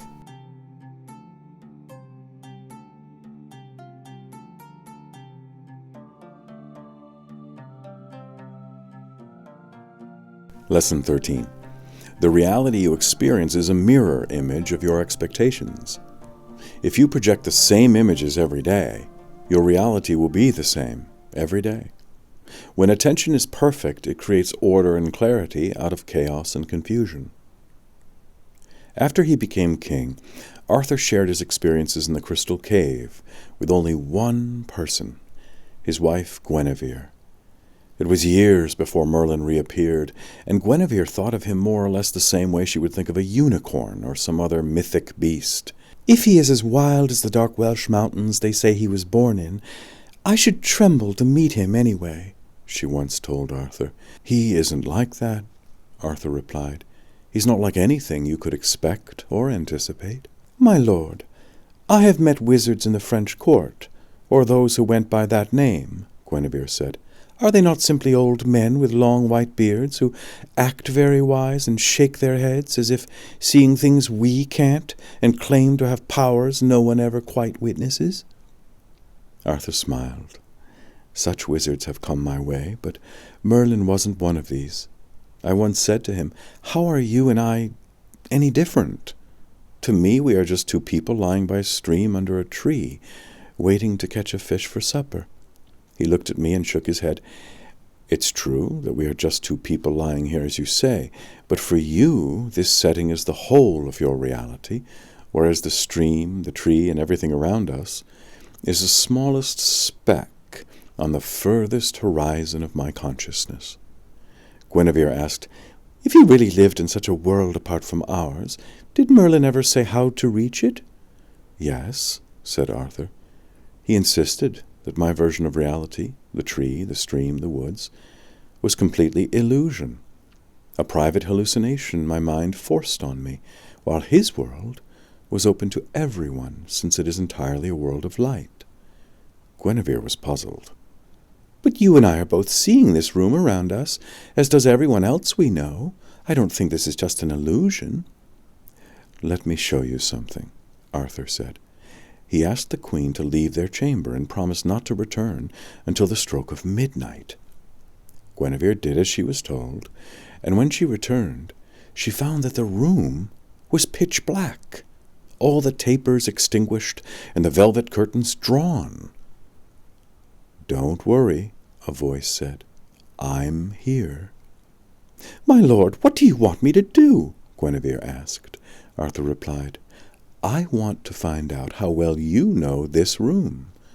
Walk toward me and describe what objects are around you, but don't touch anything."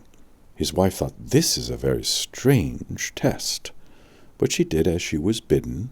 "Well, this is our bed, and over there the oak dowry chest I brought across the water.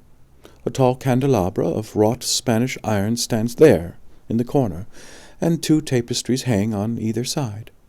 Walking cautiously so as not to bump into things, Guinevere was able to describe every detail of the room, which in truth had been furnished down to the last pillow by herself. "Now look," Arthur said. He lit a candle, then a second, and a third. Gazing around, Guinevere was astonished to see that the room was entirely empty. "I don't understand," she murmured. "Everything you described was an expectation of what this room contains, not what was really there. But expectation is powerful. Even without a light, you saw what you anticipated and reacted accordingly. Didn't the room feel the same to you? Didn't you tread cautiously where you feared you might stumble into things?" Guinevere nodded. "Even in the light of day," Arthur said, "we walk around according to what we expect to see, hear, and touch. Every experience is based on continuity, which we nurture by remembering everything as it was the day before, the hour before, or the second before. Merlin told me that if I could see entirely without expectations, nothing I took for granted would be real. The world the wizard sees is the real world, after the light comes on. Ours is a shadow world we grope through in the dark." Understanding the lesson, the wizard has completely freed himself from the known. To him, the only freedom lies in the unknown, because whatever is known is past and dead. Do you know why I keep saying that your world is a prison?" Merlin asked. "Because whatever the mind can conceive of must be bounded. As soon as you put words around an experience or enclose it in a thought or say, 'I know,' something wonderful and invisible has flown away. Boundaries are cages. Reality is a delicate bird trembling in your hand. Hold it too long, and it will die." If it is true that the unknown is your ticket to freedom, it is also true that the ego is more comfortable with boundaries. Our minds generate the same images day after day. These images are a mirror of who you are, yet the ego takes them to be real. "Isn't it obvious that a tree is a tree, a wall, a mountain, a mountain?" the ego asks. But these are only real in one state of consciousness, the waking state. In a dream, you might sit in a field and watch the clouds pass over a mountain. After waking up, you realize that the mountain, the clouds, and the field were just random firings of brain cells, giving rise to fleeting images. There is no proof that being awake is any different. Real mountains and fields and clouds have no testable reality outside the images that fire in your brain. Living with the lesson. Living with this lesson means going beyond the frontier of the known. If you could forget everything and anticipate nothing, you would automatically find yourself piercing the boundaries that shield you from the perception of a higher reality. That higher reality is enmeshed in the familiar one you see and move through every day. There is no distance separating the two. Yet they might as well be millions of miles apart. You can get a taste of the unknown with another simple experiment. Blindfold yourself and sit down in your kitchen. Now, ask a friend to put 3 foods in front of you without telling you what they are. Taste them by having your friend put a spoonful or morsel in your mouth. You will quickly recognize what each food is. But you should also notice that in this split second of uncertainty before recognition dawns, you will taste something new, an unexpected texture, a nuance of flavor, a faint aroma that you had forgotten was there. This is the power of uncertainty. As long as you are certain about things, you are living within boundaries. Yet things you think you are so certain of actually have new qualities to unfold. God made this world, Merlin said, so it must be interesting enough to keep his attention. If you find things growing tired or stale or predictable, perhaps it is you who have lost the capacity to be interested. Opening the way to uncertainty is hard for the ego to accept, yet it is the only avenue into the wizard's world.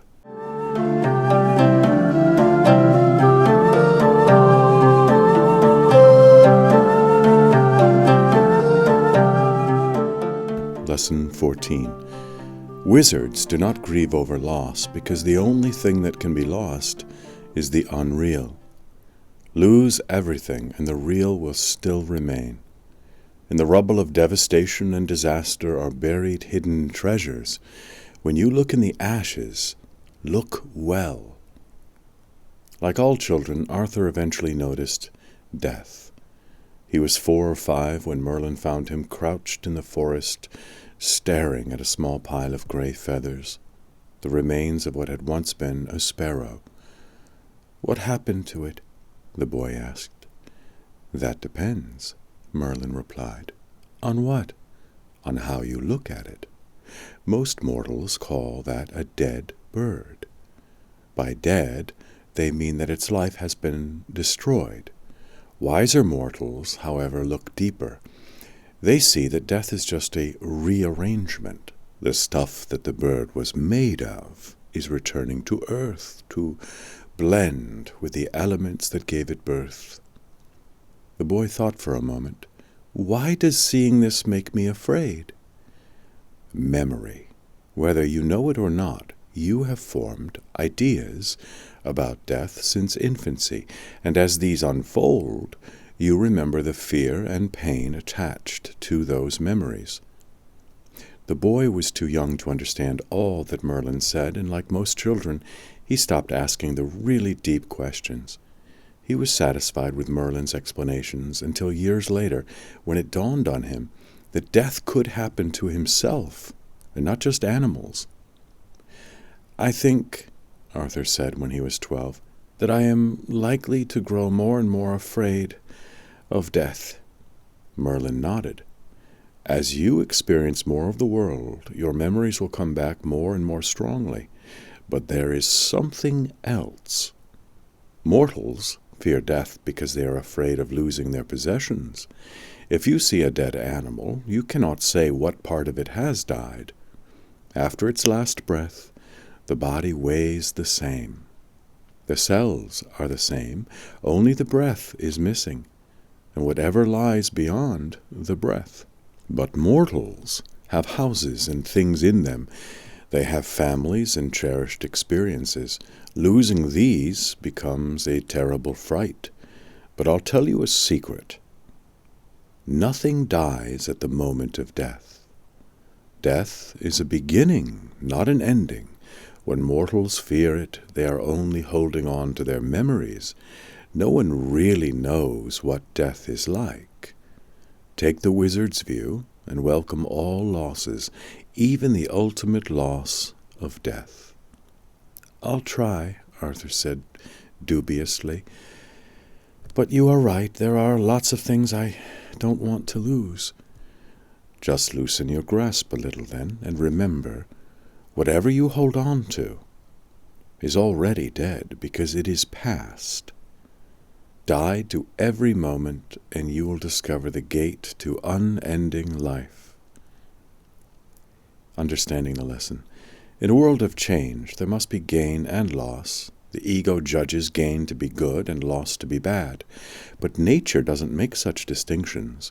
As long as there is creation, there must be destruction.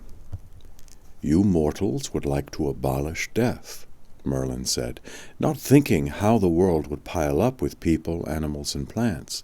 The forest would soon be smothered under its own life force. The seas would writhe with creatures fighting for space and air, and the delicate beauty of nature's balance would be no more. The cycle of birth and death becomes a matter of fear and struggle only when it becomes personal.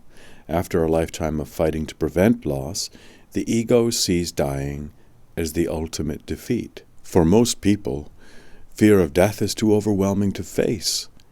It is a subject pushed down into the subconscious and denied in everyday life, or the denial is intellectualized, making death a metaphysical mystery that can be pondered from a safe emotional distance. The wizards say that death is unknowable for a different reason, because normal experience, and with it our normal way of knowing, stop at the moment of death. Normal experience is oriented toward what we can see, hear, touch, smell, and taste. To this are added thought and emotion. Dying means letting go of the senses, leaving behind the material world, and crossing over to a new kind of perception. If you only knew it, Merlin said. I am dead already. Living with the lesson. Death is an ultimate event, but before it happens, there are many minor losses along the way. If you take a moment to think about it, you can easily see the pattern of gain and loss that runs throughout your own life. While they are occurring, losses seem painful, and the ego inevitably reacts to loss by wanting to hold on. Yet moving from childhood to adolescence is a loss from one perspective and a gain from another. Getting married represents the loss of single life and the gain of a partner. Gain and loss are two faces of the same thing. The only thing in life that brings an absolute gain is the gain of awareness, which is what the quest is all about. Does it ever occur to you that you can't lose anything? Merlin asked. Because you never had it in the first place? The only thing you've ever really had is yourself. This self may spend some time in a house or a job.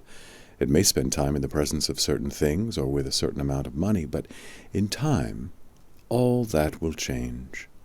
Then all you have is a memory, an image, a concept.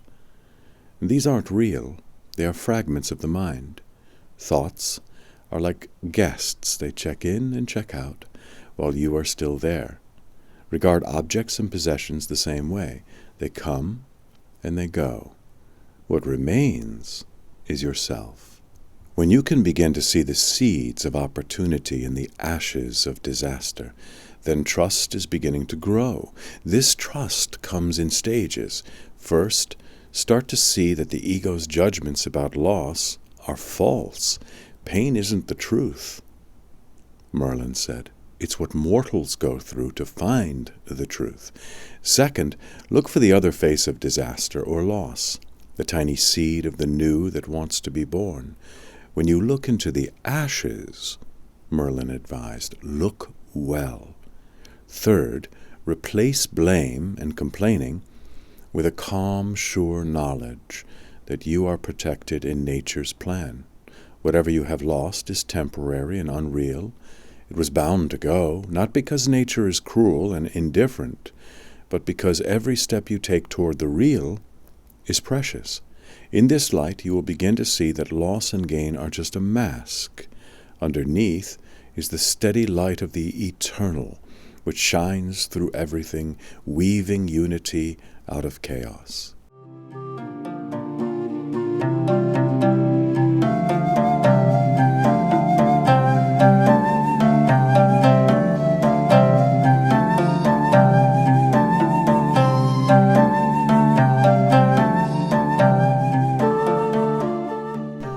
Lesson 15. To the extent you know love, you become love. Love is more than an emotion. It is a force of nature, and therefore must contain truth. When you say the word love, you may catch the feeling, but the essence cannot be spoken. The purest love lies where it is least expected, in unattachment. The purest knight to serve Arthur was Galahad, yet he had in common with the king that he was born out of wedlock. There was no stigma attached to the fact that Galahad was Lancelot's natural son, yet when the day came for him to become the champion of a lady at court, Arthur shook his head and frowned. "I would not have you be the champion of any noble lady," Arthur declared. Galahad turned scarlet and stammered. But my lord, every knight must serve some lady out of the purity of his love." "What do you know about love?" asked Arthur, his tone so direct that Galahad flushed twice as deeply. "If you are so eager to champion a lady, I will give you 3 to choose from." The king forthwith sent for Margaret, an old scrub woman with grey hair and warts on her nose. "Would you serve her out of love, fair knight?" Arthur demanded. Galahad was bewildered. I don't understand, my lord," he murmured. Arthur gave him a keen look and sent the old woman away. "Bring in another," he commanded. This time a newborn baby girl was ushered in. "If you found Margaret too old and ugly to serve, what about this lady? She is nobly born, and you must admit her beauty." It was certainly true that the baby was quite beautiful, but Galahad was even more confused. He shook his head. "This love you speak of is a hard master," Arthur said. He sent a third time for a lady, and Arabelle, a lovely 12-year-old girl, entered. Galahad looked at her and tried to control his anger. "My lord, she is just a young maiden and my half-sister," he said. "You asked for a lady to serve," Arthur said, "and I have been generous enough to present you with 3. Now you must decide." Galahad looked stunned. "Why do you mock me this way?" he asked. Arthur raised a hand, and in a moment the great hall was cleared, leaving the two alone. "I am not mocking you," he said. "I am trying to show you something taught by my master Merlin." Galahad looked up to see a softened expression on the king's face. "My knights serve ladies out of love, they say," Arthur went on, "and despite their vows to love chastely, more often than not, they feel a passion for the ones they serve, do they not?" Galahad nodded. "And the more passionately attached they are to the ladies, the more their zeal to serve them?" Arthur asked. The young knight nodded again. "Merlin taught me another way to love," Arthur said. "Consider the old woman, the baby, the young girl who is your sister.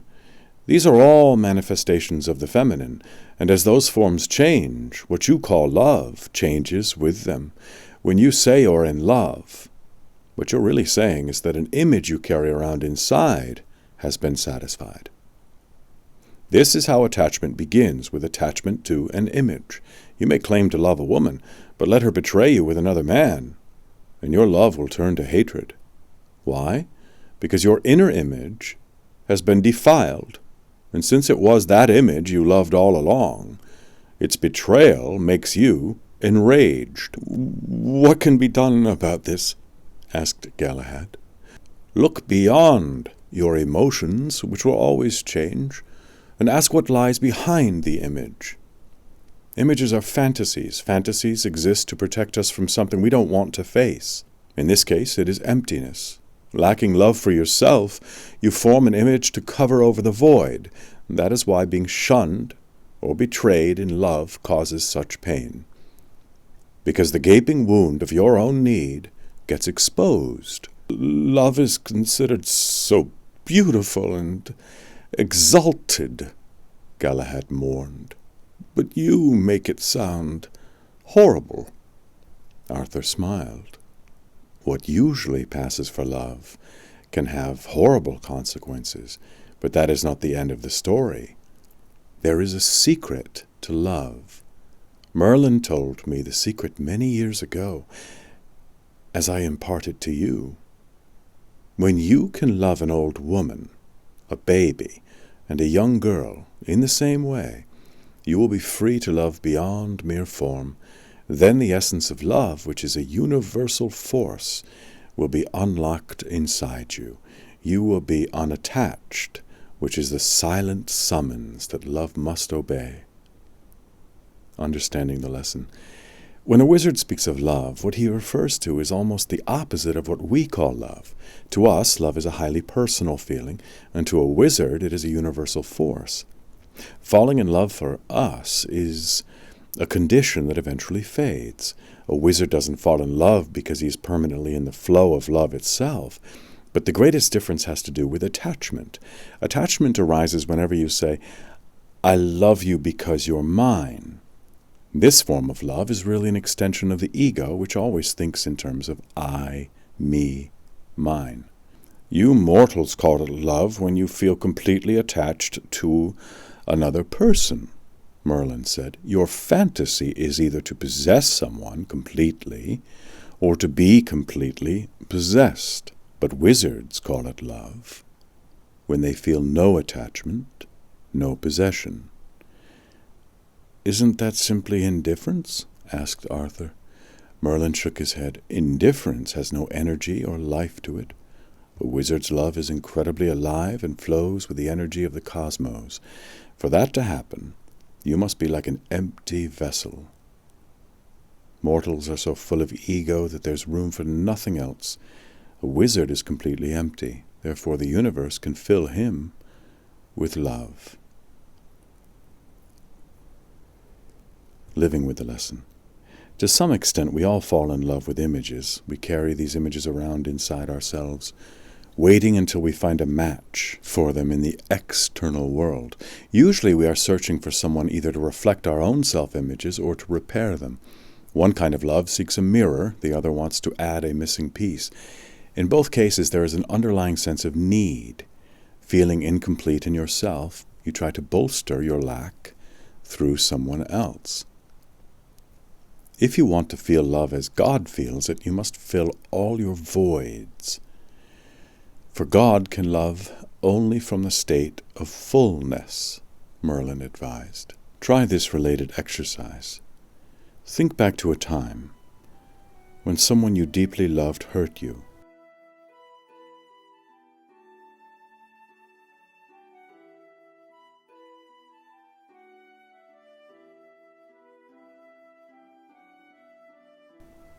It might have been a moment of indifference or betrayal, or it might have been an act that revealed your beloved wasn't perfect, but only human.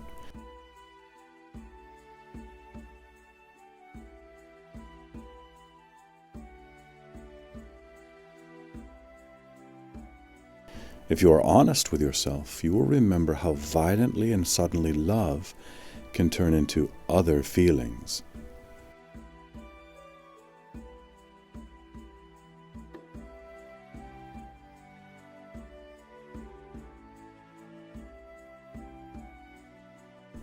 The hatred, jealousy, hurt, or indifference that sprang up was always there in seed form, hidden from sight by the love you preferred to feel.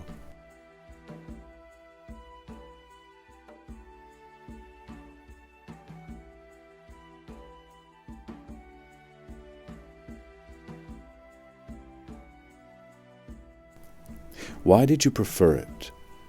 Besides sheer pleasure, there is another reason. Ego. The kind of love that is attached to another person is really about yourself, because what keeps it going isn't what is real in the beloved, but something far more binding, your own need to possess. When you think you possess someone else, what you're actually doing is finding a way to escape yourself, avoiding your denied fears and weaknesses. Instead of confronting yourself, you look in the mirror of love and see perfect fulfillment in the emotions you feel for your beloved. This is not criticism. As a wizard sees it, love really is a way to experience perfect fulfillment, but it can't happen through fantasy. The mirror of love is a divine way to go beyond ego, but only after you have gotten to the pure flow of being that lies like a secret jewel inside every feeling of love. Remember, Merlin said, love is not a mere feeling, but a universal force. And as such, it must contain truth. If you are able to go this deep, you will find that every emotion turns out to be love in disguise. Jealousy and hatred seem to be opposites of love, but they can also be seen as distorted ways to return to love. The jealous person is seeking love, but has a distorted way of going about it. The hating person may desperately want love, but hates out of despair at ever getting it. Once you stop seeing love as a mere emotion, it makes sense that a universal force is drawing everyone toward it. This is the wizard's love. Thus we should honor every expression of love, however distorted. Though few people may be able to experience universal love at its fullest, all are walking the path toward it.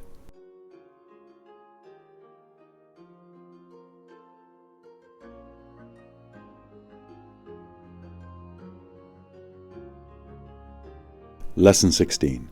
Beyond waking, dreaming, and sleeping, there are infinite realms of consciousness. A wizard exists simultaneously in all times. A wizard sees infinite versions of every event. The straight lines of time are actually threads of a web extending to infinity. Merlin's robe was embroidered with moons and stars, and the boy Arthur wondered why that was so. "Let me show you," Merlin offered. He took Arthur and sat him on a hilltop. "Now, tell me the farthest thing you can see." "I see the forest extending for miles until it reaches the horizon. That's as far as I can see," said Arthur. "And what is farther than that?" Merlin asked. "The edge of the world, the sky and the sun, I suppose," Arthur said. "And beyond that?" "The stars and then empty space, extending to infinity." "And would that be true if I turned you around?" asked Merlin. The boy nodded. "Very good," the wizard said. "Now, follow me." He led the boy to the stream where they often napped in the afternoon. "Now, what is the farthest thing you can see?" Merlin asked. "I can't see very far in deep woods like this, only to the last bend of the stream down there." Arthur pointed about 100 yards off. "But you know that the stream runs to the sea, and the sea to the horizon?" asked Merlin. Arthur agreed. "Then the horizon would give way to the edge of the world, the sky, the sun, the stars, and infinite empty space, just as before?" Merlin said. "Yes," Arthur replied. Once more the wizard looked pleased and led his disciple into the crystal cave. "Now, what is the farthest you can see?" he asked. "It is dim, and all I can see are the walls of the cave," said Arthur. "But before you ask me, I will agree that outside this cave are the forest, the hills, the horizon, the sky, sun, stars, and empty space." "Then mark well," Merlin said in a louder voice, "no matter where you go, the same infinity extends in all directions. You are thus the center of the universe, no matter where you go." "That seems like a trick," Arthur protested. "No, the trick is played by your senses, which fool you into believing that you are localized. In truth, every point in the cosmos is the same point, a focus for infinity in all directions. There is no here or there, no near or far. As the wizard sees it, there is only everywhere and nowhere. Knowing this, you would wear moons and stars too. Knowing this, you would wear moons and stars too. Without the illusion of your senses, you would realize that the moon and stars are right here beside you." "When will I realize that?" the boy asked. "In time. As the turmoil of your soul settles, you will see the heavens in your own being." Understanding the lesson. If we believe our senses, space, and time are not mysterious, standing on a hill we can see that the earth ends at the horizon and the sun rises in the sky. Time ticks by in seconds and moves from past to future in a straight line. Yet to a wizard, time and space are infinitely mysterious. A wizard believes in a present that is eternal. He sees that all events occur simultaneously, and every place is the same point, surrounded by infinity. Ordinary space-time is a veil that you have not penetrated yet, Merlin said. As long as you rely on your senses, you will remain on this side of the veil. Once you go beyond your senses, however, you will find yourself in realms and worlds you cannot imagine now. Each realm is a state of awareness, and discovering new worlds depends only on refining your awareness until it wakes up to these realities that hover so near. Right now, both you and I can see infinity in all directions, only we make very different use of it. Living with the lesson. As we've just seen, dismantling your old assumptions about time and space is all important because what you take to be real time and space are actually prejudices inherited from childhood. I call it the web of time, Merlin explained, because I see myself as a spider sitting at the center of all events, which stream out from me like gossamer threads. It takes every event to create the web, just as it takes every thread. Yet I can choose to follow one at a time if I wish. The wizard finds it easy to shift from local time to universal time, from seeing things in terms of isolated events to seeing them as a whole. How can you learn to see time as a whole instead of as a single straight line? In the story, Merlin showed Arthur how to see himself as the spatial center of the universe, no matter where he sat. The same can be done with time. In fact, any moment is every other moment.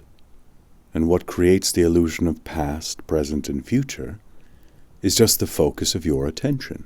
Your mind is the knife that cuts the continuum of space and time into neat slices of linear experience. When you can use this power consciously, you will be a wizard. Write the word nowhere, Merlin told Arthur, then rewrite it as now here.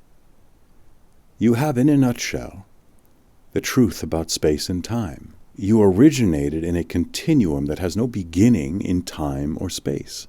Being infinite and eternal, you come from nowhere.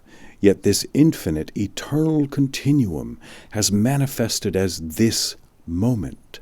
Your mind and senses have localized eternity into a point, which is now here. The relationship between nowhere and now here is the relationship between infinity and this moment that you are now living.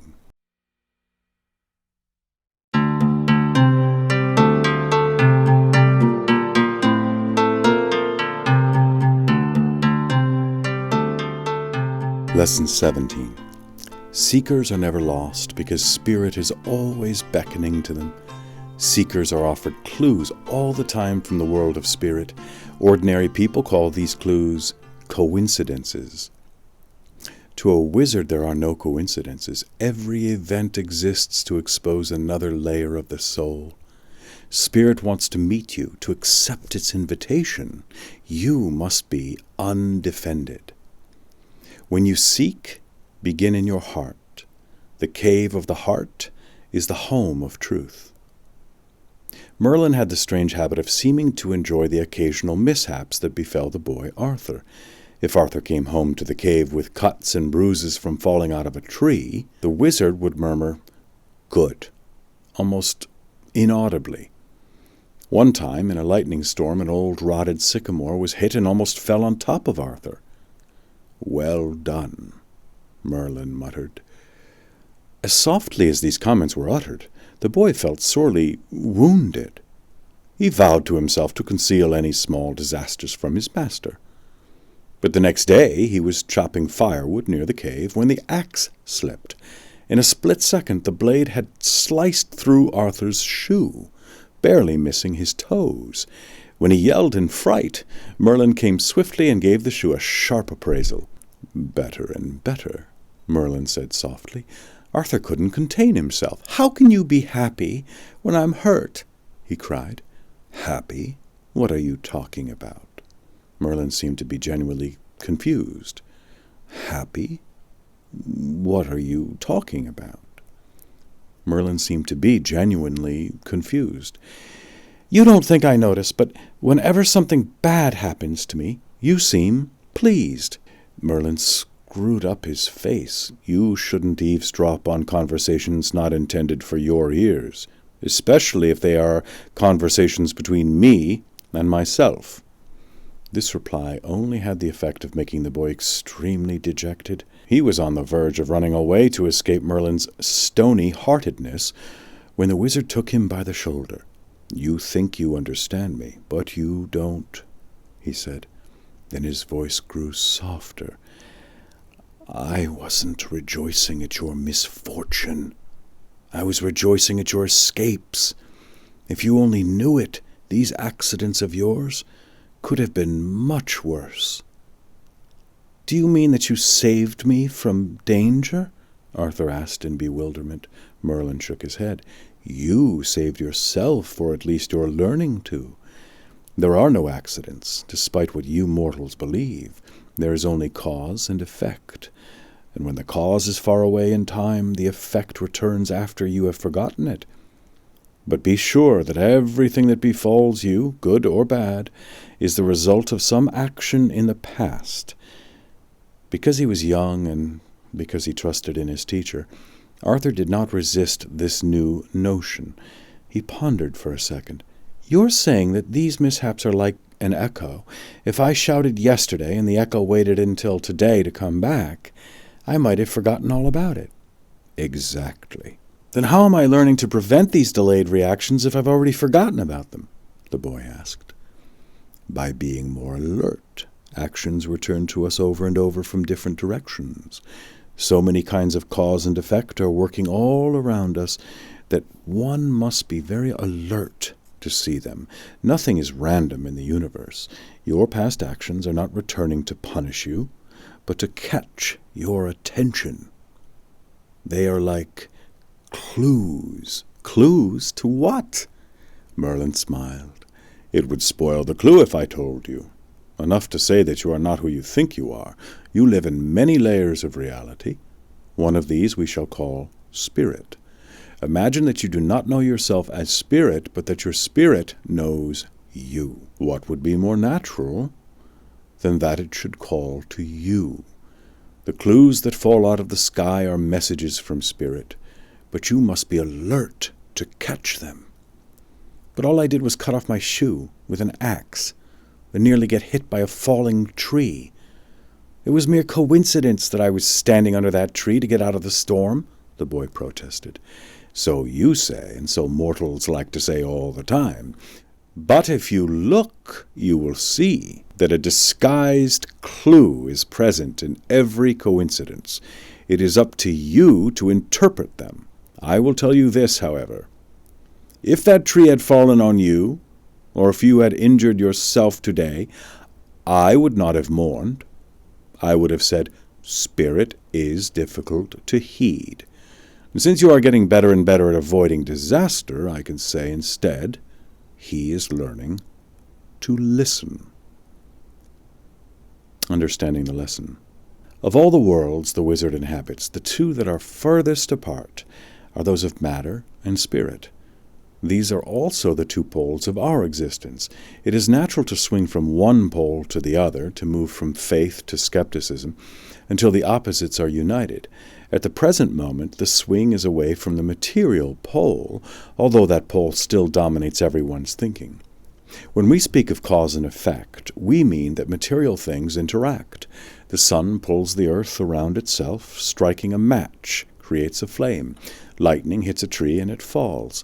The fact that humans inhabit this arena of cause and effect makes no difference. The laws of nature operate without regard to us. Living with a lesson. If Spirit is showering clues all around you, how can they be spotted? First, you must be willing to see these clues. Meeting someone you just thought about, hearing a word that just flashed through your mind, having plans go awry only to find a hidden benefit, noticing that too many coincidences are occurring in your life to truly be coincidences. Spirit often begins to speak in these ways. They might be called first encounters, narrow escapes, lucky accidents, and intuitions that come true fall into this category also. In all these cases, the normal patterns of cause and effect are stretched, sometimes broken. If you try to apply the kind of logic that says A causes B, which causes C, the explanation will not work because these coincidences are too far-fetched and too personal. The real question isn't why did this happen, but why did this happen to me? If you are willing to accept that Spirit could be beckoning to you, the clues will begin to change.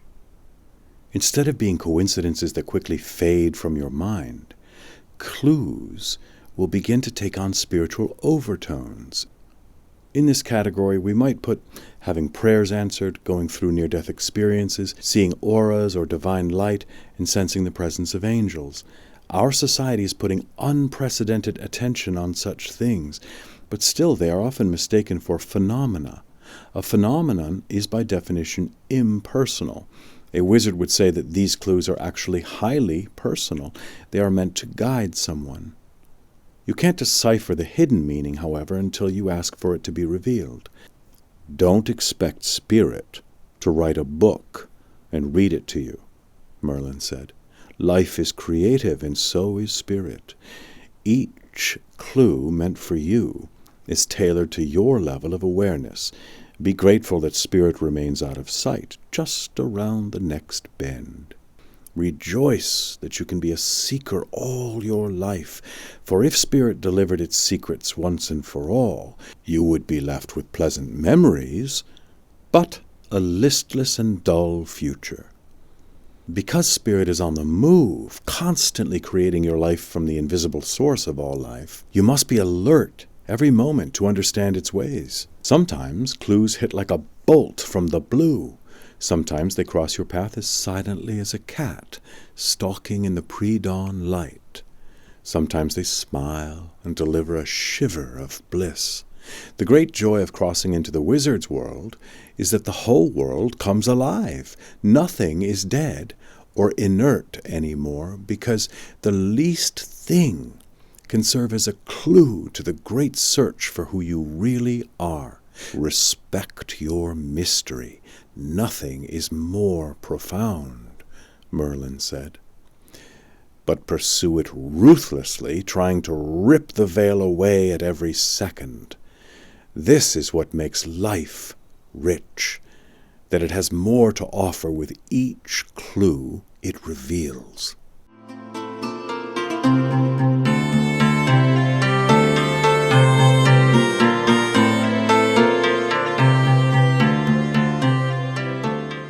Lesson 18.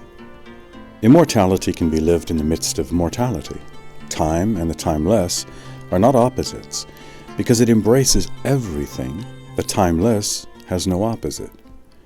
At the level of the ego, we struggle to solve our problems. Spirit sees that struggle is the problem. The wizard is aware of the battle between ego and spirit, but he realizes that both are immortal and cannot die. Every aspect of yourself is immortal, even the parts you judge most harshly. When Arthur was a very young king, he heard reports of a madman who lived deep in Camelot Forest. "Pay no attention to these idle rumors," he was told by wiser heads. "It is just some lunatic who has sealed himself up in a hut and will soon die." But something in Arthur was stirred. He summoned his knights and set out to find the madman. After several hours, the royal party came upon a clearing not far from the main road through the forest. In the middle of the clearing stood a hut made of mud and wattle. so poorly put together that bare branches stuck out everywhere. Arthur dismounted and walked up to it. There was no door, only a small window to let in air. "Who is there?" he asked. "One who is not of this world," a weak voice answered. Arthur stood for a moment thinking. "I would converse with you, whoever you are. Come out on order of the king." "I have no king. Leave me alone," the voice said. "But you have no food or water either. You need help," Arthur said. "I don't need your help," the voice said, and then would not utter another word. His courtiers wanted Arthur to depart, embarrassed that he took interest in a lunatic. But instead, the king gave orders that anyone who had information about the man should be brought to him. Several horsemen rode off into the forest, returning with a poor woman dressed in rags. "This is the wife," one of the horsemen said, releasing the clearly confused and frightened woman. "Please be calm. I only want to help your husband," Arthur said. The woman still trembled, but replied, "He doesn't call me wife any more. My will has sworn to stay walled up in that hut until he either dies or receives a sign from God." "Why?" asked Arthur. "Grief, my lord. We had a son he loved above anything in this world. My will is a woodcutter, and one day he set off into the forest with our boy, who was 6. Will was intent on his work, and when he wasn't looking, the lad slipped away. We called and searched until we was frantic. Then after a day the little body floated downstream. Our boy was drowned, and my husband cannot forgive himself." The story greatly saddened Arthur. "Grief is no reason to kill oneself," he said. "So says I," the poor woman declared. "But he has sworn that until God himself comes to tell him why our son was taken away, he will curse this world and have nothing to do with it. I have watched the kind of suffering God permits all my life," he says, "and I won't have no more to do with it. If he won't appear to explain himself, I'm as good as dead anyway." Despite the poignancy of the woman's story, Arthur couldn't help but be intrigued by this man's curious approach to God. "Is this account true?" he asked into the hut. There was a low grunt, but otherwise Will the woodcutter had nothing to say. "I am going to spend the night here and converse with this poor wretch," Arthur announced, sending the rest of the royal party home. The courtiers were reluctant to leave their king in the forest alone, but eventually he persuaded them to ride away and camp within a half a league. Night fell quickly, and no moon rose. Arthur sat beside the hut, wrapped in his cloak to ward off the damp. "In some ways I feel closer to you than to anyone else in my kingdom," he began.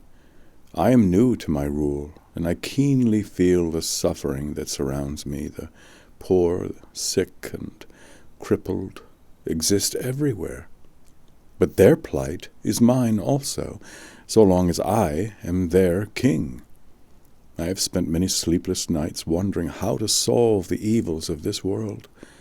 It seems that I could spend my whole life and fortune to combat the misfortune I see around me. Yet like spring wheat, the seeds of woe would sprout twice as thick next season.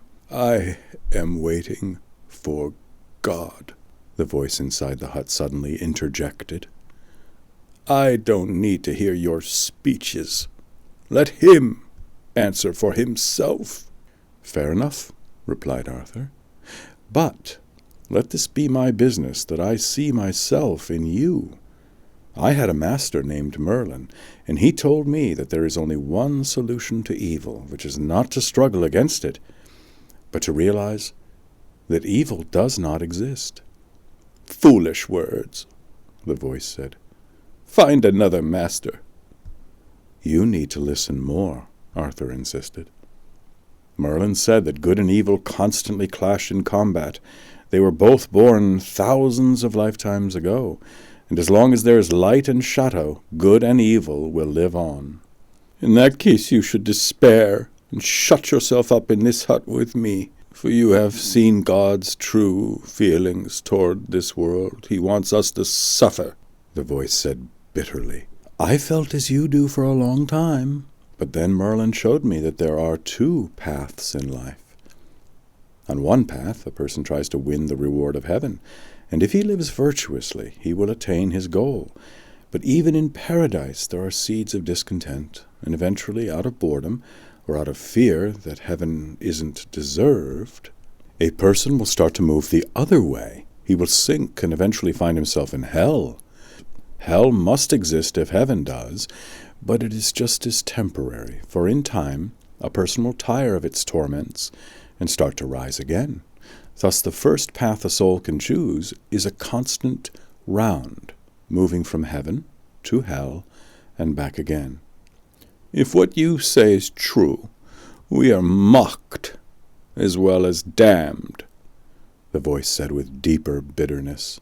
Who can love a father who holds out paradise only to send us back to hell? You are right, Arthur said. My master pointed out that very thing. But then he told me of a second path. The key to this path is the realization that heaven and hell are created by ourselves, that we are the ones who keep the cycle going. Because we believe in duality, there must be evil as the opposite of good, just as light must have shadow, or it would not be light. Having seen this, we can make a different choice, which is to renounce duality, to refuse both heaven and hell. Beyond the play of opposites, Merlin said, lies a timeless realm of pure light, pure being, pure love. All this business of good and evil, he said, stop chasing your tail and walk away from it. I cannot speak for you, my friend, but to me that is the divine message. If God is to appear to us, it is through our own understanding of what is possible. Our will is free, and we can chain ourselves to the cycle of pleasure and pain forever, but we are equally free to walk away and never suffer again. Arthur stopped, suddenly feeling how strange it was to be talking this way to a poor wretch he had never met. I'm sorry to intrude on your grief, he said finally. I will take my leave now. The man in the hut made no reply. Arthur got up and pulled his cloak tighter and moved off into the forest. He was 100 feet away when he felt a glow at his back and the crackle of flames. Fearing that the madman had set the hut on fire, he turned and began to run back, only to stop in his tracks.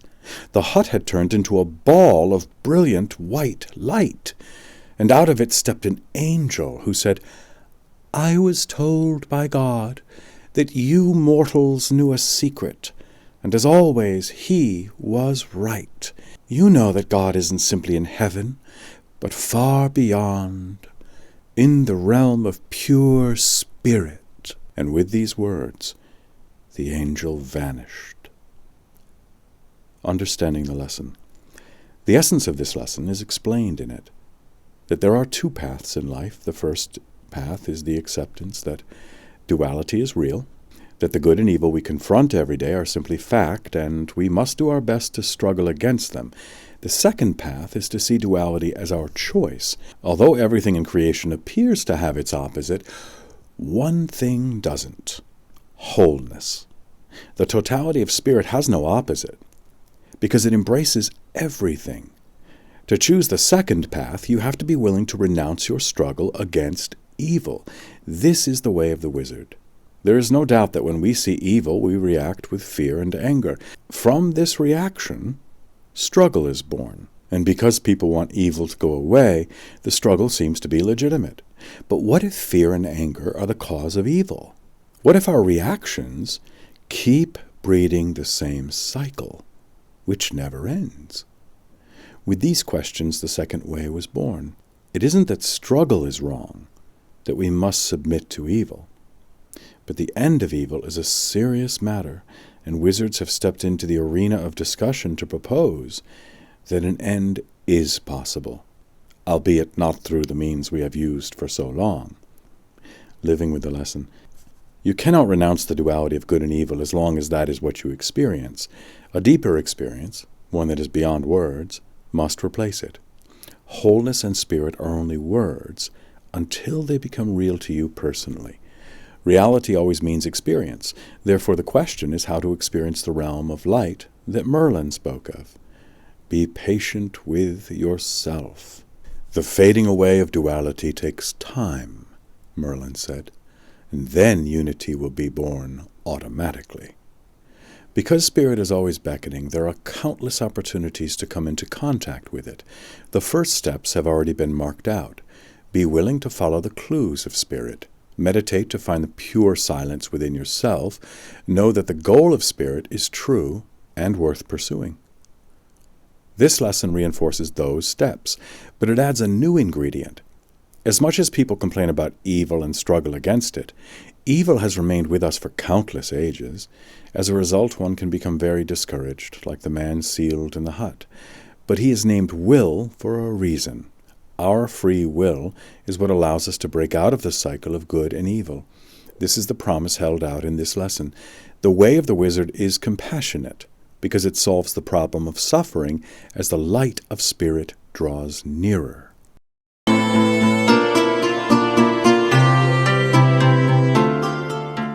Lesson 19. Wizards never condemn desire. It was by following their desires that they became wizards. Every desire is created by some past desire. The chain of desire never ends. It is life itself. Don't consider any desire useless or wrong. Someday each one will be fulfilled. Desires are seeds waiting for their season to sprout. From a single seed of desire, whole forests grow. Cherish every wish in your heart, however trivial it may seem. One day these trivial wishes will lead you to God. It was a miraculous Christmas day when Arthur pulled the sword from the stone. In all the tumultuous crowd that witnessed the deed, none was more surprised than the young Arthur himself. "Where is Merlin?" he thought, certain that the wizard had accomplished the feat with magic, but Merlin did not show his face. Deep in the night, long after everyone had gone to bed, Arthur still sat up, wondering if his destiny really was to be king. "I need you, master," he prayed. Suddenly there was a light under the door. Arthur leapt to his feet and opened it, but the wizard hadn't come. It was Kay, his adoptive brother. "How are you faring?" Kay asked. Arthur did not know what to say, but as he turned back into the room, he took a sharp breath. "Hold your light higher," he said. Kay raised his candle, and its light fell on 3 objects that had appeared on Arthur's bed: a straw doll, a broken slingshot, and a cracked mirror. "Do you see those?" Arthur asked in a strange voice. Kay looked confused. "I see them, but they mean nothing to me," he said. "I wished for Merlin's help, and now these have appeared. This doll was my first toy," said Arthur, picking it up. "I must have been 2 when Merlin made it for me. This broken slingshot I made from deerskin and forked willow when I was 8. This cracked mirror I found in the woods when I was 12. Do you know what they have in common?" Kay shook his head. "They were the most important things I ever owned, each in its own time. And now, look at them." "Worthless trash," Kay muttered. "Yet I am overjoyed to see them, for now I know Merlin has guided me all along. You see, Kay, when I was 2, I only wanted toys. When I was 8, I wanted only to hunt sparrows and squirrels. And when I was 12, I only wanted to look in a mirror to see if girls would find me ugly or handsome. All these things I have put behind me, yet each one was a stepping stone to this very moment. One day, so shall I put away the crown, although it is my sole wish and destiny today." Kay was a simple, stout soul who revered the monarchy. He was shocked. "Well, why would anyone throw away the crown?" he asked in bewilderment. "Because there will come a time when it is as trivial as a doll," as useless as a broken sling, and as vain as a mirror. I think that's what Merlin wanted me to see. Understanding the lesson. Desire holds a peculiar place in our hearts because although each of us moves through life desiring one thing after another, our old desires get thrown away as if they never mattered. Desires never end, no matter how many wishes come true, and at the same time, no single desire lasts long enough to allow us to put desire fully behind us. You are only human, and your nature is to want more and more, Merlin said. Desire is what leads you through life until the time comes when you desire a higher life. So do not be ashamed that you want so much, but do not fool yourself into thinking that what you want today will be enough tomorrow. It is obvious that desires never end, yet that has not stopped people, often very spiritual people, from trying to renounce desire. In the West, Christians condemn the weakness of flesh because of its base desires. In the East, Buddhism blames desire for being at the root of the endless cycle of pleasure and pain.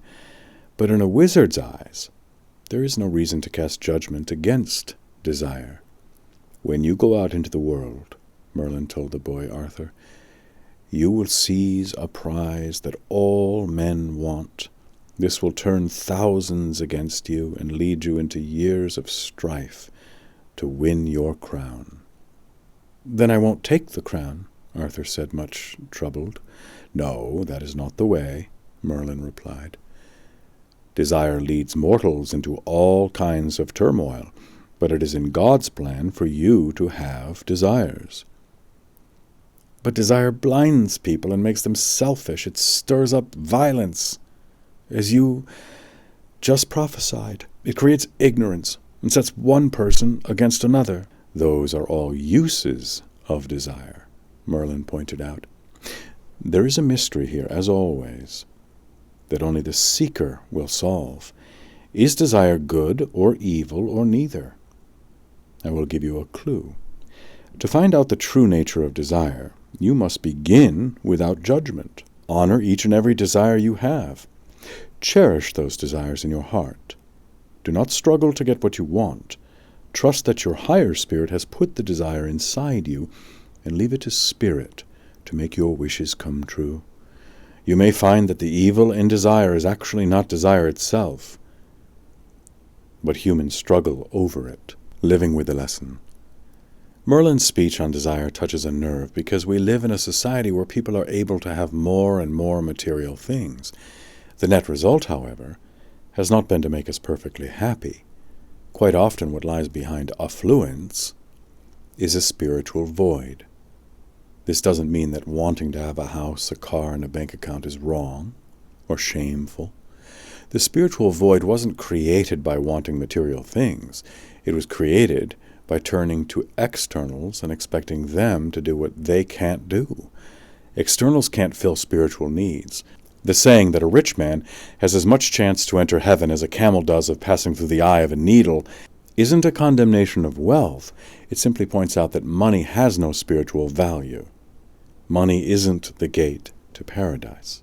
The wizards have always taught that desire must be seen as a path.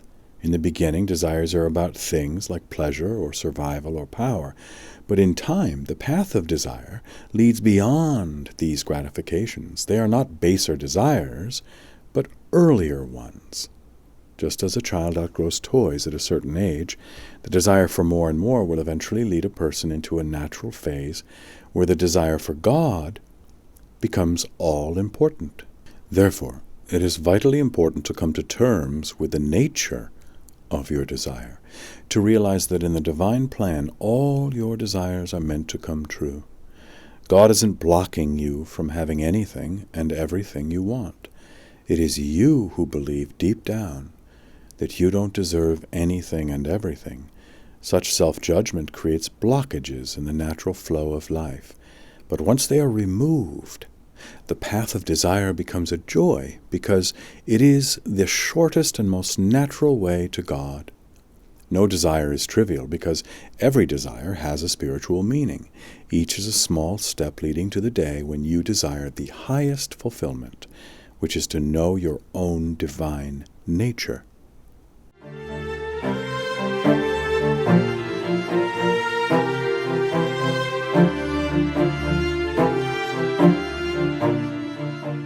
Lesson 20. The most good you can do for the world is to become a wizard. It was the last day they would spend together. The boy Arthur stood by the side of the road that led out of the forest. Looking over his shoulder, he searched for Merlin's glade. But it was no longer there. A thick patch of woods had grown overnight, swallowing up the glade, and with it the opening to the crystal cave. Arthur felt a pang, knowing that this loss would be felt by all mortals, not just himself. "I won't be coming back, will I?" he asked. Merlin, who was standing by his side, shook his head. "No need to. You are done with me." "I doubt that I'll ever be done with you," Arthur thought. It seemed that even after all his years of training, there was more left to ask his teacher than the day they began. Reading his mind, the wizard said, "I wanted to give you a parting gift, and I could think of nothing better than this." He pointed to the road beneath their feet, which had also appeared overnight. Roads are the sign of the wizard.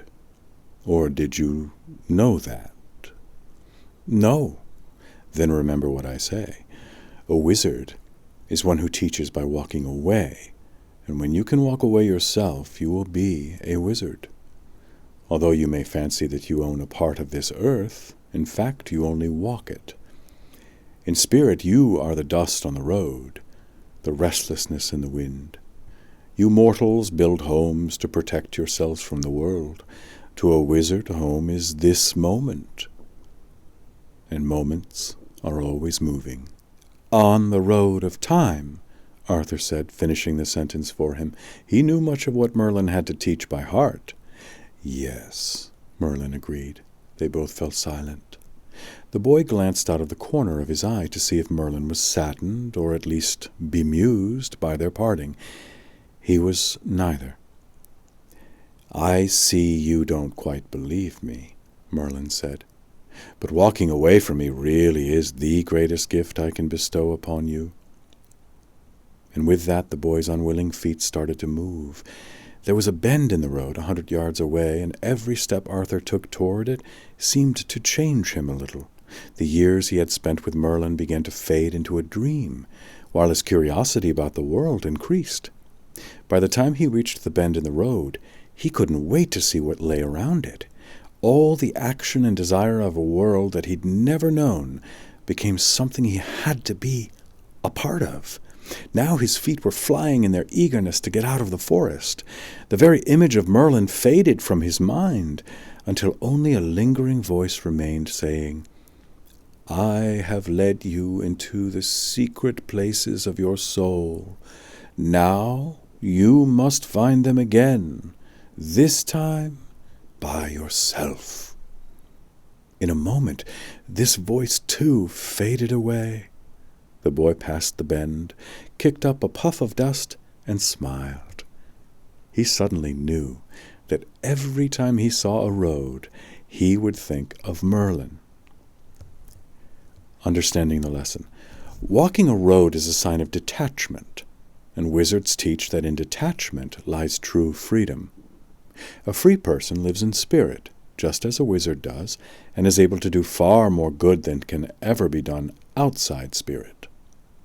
This viewpoint isn't yet acceptable in society because you and I and everyone we know have been conditioned to believe otherwise. We are attached to everything and believe that attachment is what makes our lives work. Our sense of attachment begins with our relationship to this earth. Mortals, the wizards say, are under the illusion that they own the world or control its fate. As the wizards see it, the world has a spirit that oversees our welfare. We live sheltered within her spirit and are allowed to shape our own fate. But spirit can never be owned or controlled. You want to have the whole world, don't you? Merlin asked Arthur. No, I don't think so, replied the boy. Oh, you do? Believe me, you mortals are like a spark that will one day set a whole field afire. The spark looks tiny, but it spreads and spreads. Do you mean that we will destroy the world? Asked Arthur. That depends. Spirit cannot be destroyed. And if you come to see yourself as a spirit, you will join with the spirit of this earth. The alternative is to ignore spirit, and if you choose that way, you will have no regard for the earth. Her pain will seem remote to you. Merlin pointed to a large rock. Kick it, he said. Arthur did as he was told. Ow! He winced. Strange, commented Merlin. The rock got kicked, but you're the one who cried out. What's strange about that? Grumbled Arthur, half suspecting that the wizard had made him kick the rock harder than he'd planned. This was a lesson about spirit. When you kicked the rock, it was yourself you hurt. The rock didn't protest, because the earth never does. She is secure in her spirit. Security in spirit is what the earth has to teach you mortals. But if you become enraged at your injury, which the rock merely gave back to you, you will be tempted to ignore spirit. You will want to crush the rock, destroy it, and turn it into your uses, all because the earth is kind enough not to cry out when you kick her. Living with the lesson. The wizards do not discourage doing good. Detachment isn't the same as indifference. When you see suffering, go and relive it, Merlin said, but make sure you don't come away with the suffering sticking to you. This advice aims right at the heart of compassion. The root of the word compassion is to suffer with, and that is the way most of us interpret it. We assume that a compassionate person has taken on the suffering of another, but if that were true, then compassion would double the suffering of the world, not relieve it. True compassion is not negative. One is able to feel another's pain but remain secure in spirit. The earth behaves toward us like that. Although the drama of human affairs is played out on the earth's stage, shedding our blood in her fields and building wealth on her shores, she is detached. The forests, fields, shores, and mountains don't rise and fall because of this. If you don't accept that the earth has a spirit, this detachment becomes indifference. In the name of indifference, the earth is being despoiled. Compassion for the earth is only possible when you join your spirit to hers. Trust in trust, have faith in faith, Merlin said. That is the only solution when you have lost trust and faith. In the heart of ourselves, each of us is nothing but trust. Being and love are also innate parts of ourselves, but it is trust that allows us to breathe easy, to accept the earth spirit as our own. And the technique for remembering this is as simple as the technique for remembering anything else. Allow yourself to stop believing that struggle is the answer. Appreciate in silence the life that is meeting you at every moment. With this silent acceptance comes the tremendous energy that is hidden in the present, and in that energy are abundance, peace, intelligence, and creativity.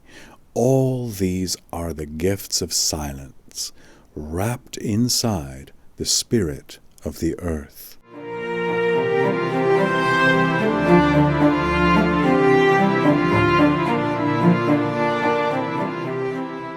Part 3. The 7 Steps of Alchemy. Step 1. Innocence. You were born in a state of innocence. Of all the ingredients used by the alchemist, this is the most important. A newborn baby does not question its existence. It lives in self-acceptance, trust, and love. The nagging voice of doubt is not yet heard.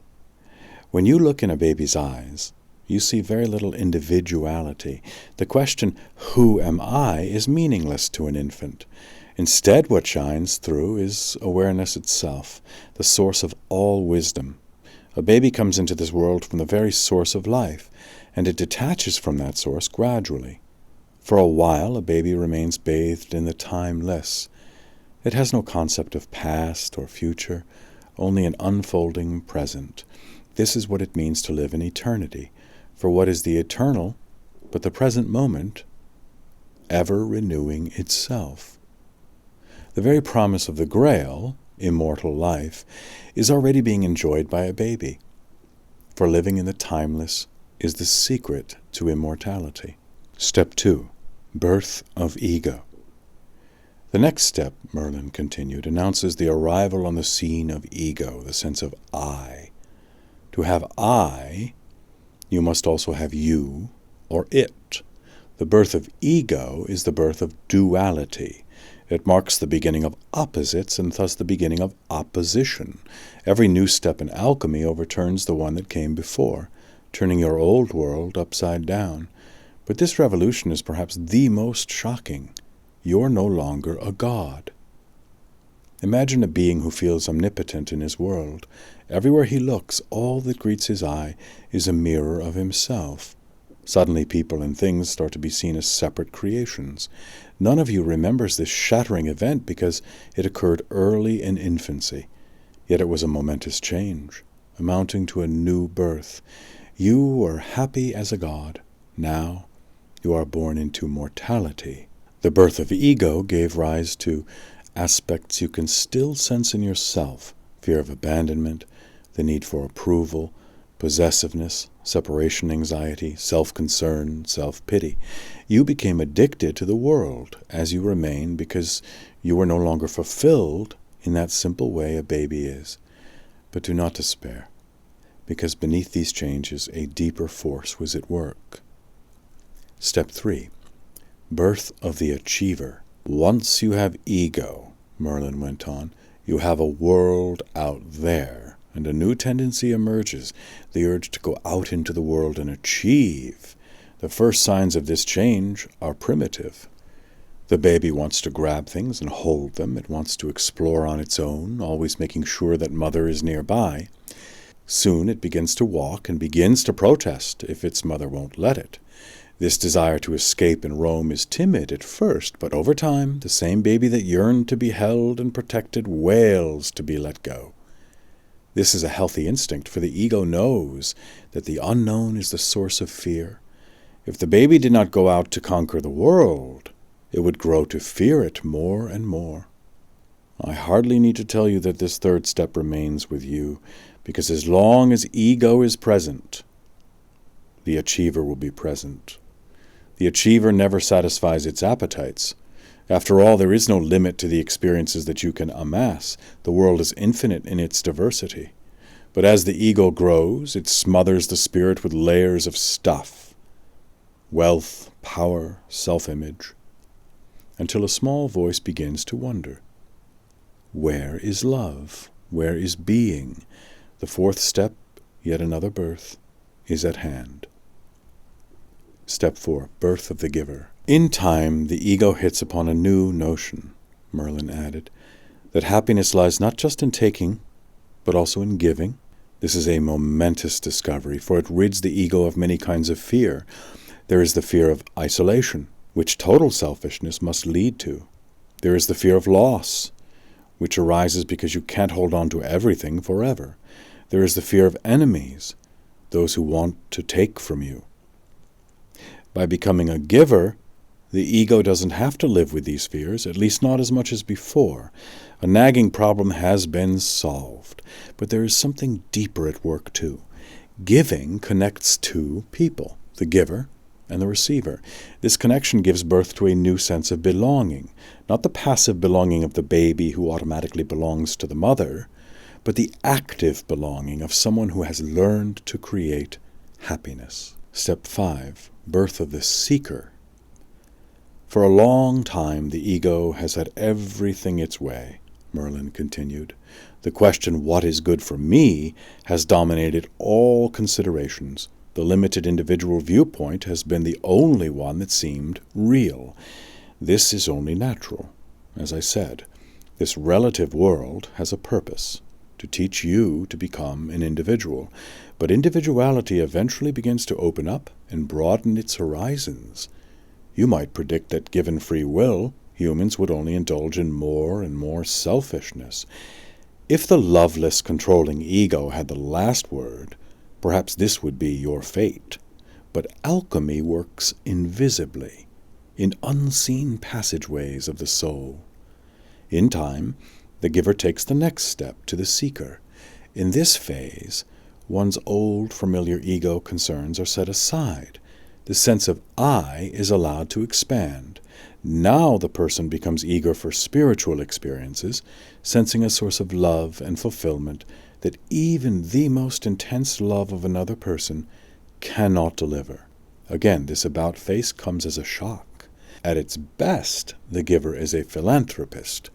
He started out by giving only to family and friends, then to charities or community, but in the end, the spirit of giving can't be satisfied until all humans benefit.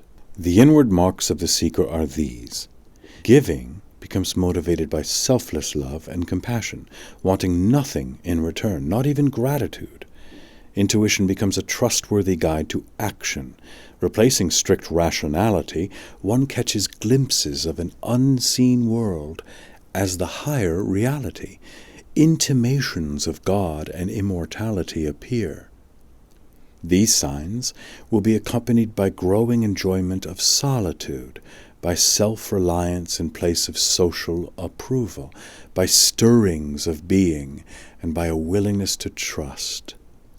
Addictive patterns will start to disappear. Meditation and prayer become parts of daily life. Yet as all these spiritual manifestations pull you away from the material world, you will find, paradoxically, a deeper connection to nature, more comfort in your body, and easier acceptance of other people. This is because spirit is not the opposite of matter. Spirit is everything, and its appearance in your life will make all things better, even things that appear to be opposites. Step 6. Birth of the Seer. I told you, Merlin went on, that the seeker's motivation was to be able to see, and soon this emerges. The 6th step, the birth of the seer, is just below the surface of any seeker. By itself, seeking carries no fulfillment. It would be a dry and frustrating life if you were only to seek without finding. Fortunately, in the divine plan, all questions bring their answers at the same time. All goals turn out to be found at the source. Once you truly ask, "Where is God?" you will see a response. What will this new life be like? As always, it will feel like a new birth. The seer differs from the seeker in no longer having to pick and choose. The seeker is still involved in an illusion as he goes around saying, "This is where God is, this is where God isn't." The seer, on the other hand, sees God in life itself. The long inner war is over at last, and rest comes to the warrior. In place of struggle, you experience all your desires naturally and effortlessly coming true. There are no outward signs to mark who are the seers among us, but inwardly they feel open and content. They allow others to be who they will be, which is the highest form of love. They put up no obstruction to other people and events, and they have surrendered any small sense of I. Step 7. Spirit.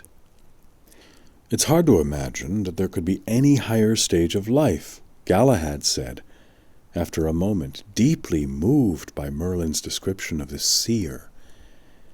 "Be careful with that word higher," cautioned Merlin. "It's the ego that must have high and low. The goal of your life is freedom and fulfillment. Fulfillment isn't achieved until you know God as completely as He knows Himself.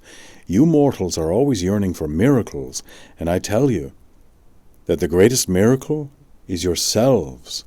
For God has given you this unique ability to identify with His nature. A perfect rose does not sense that it is a rose.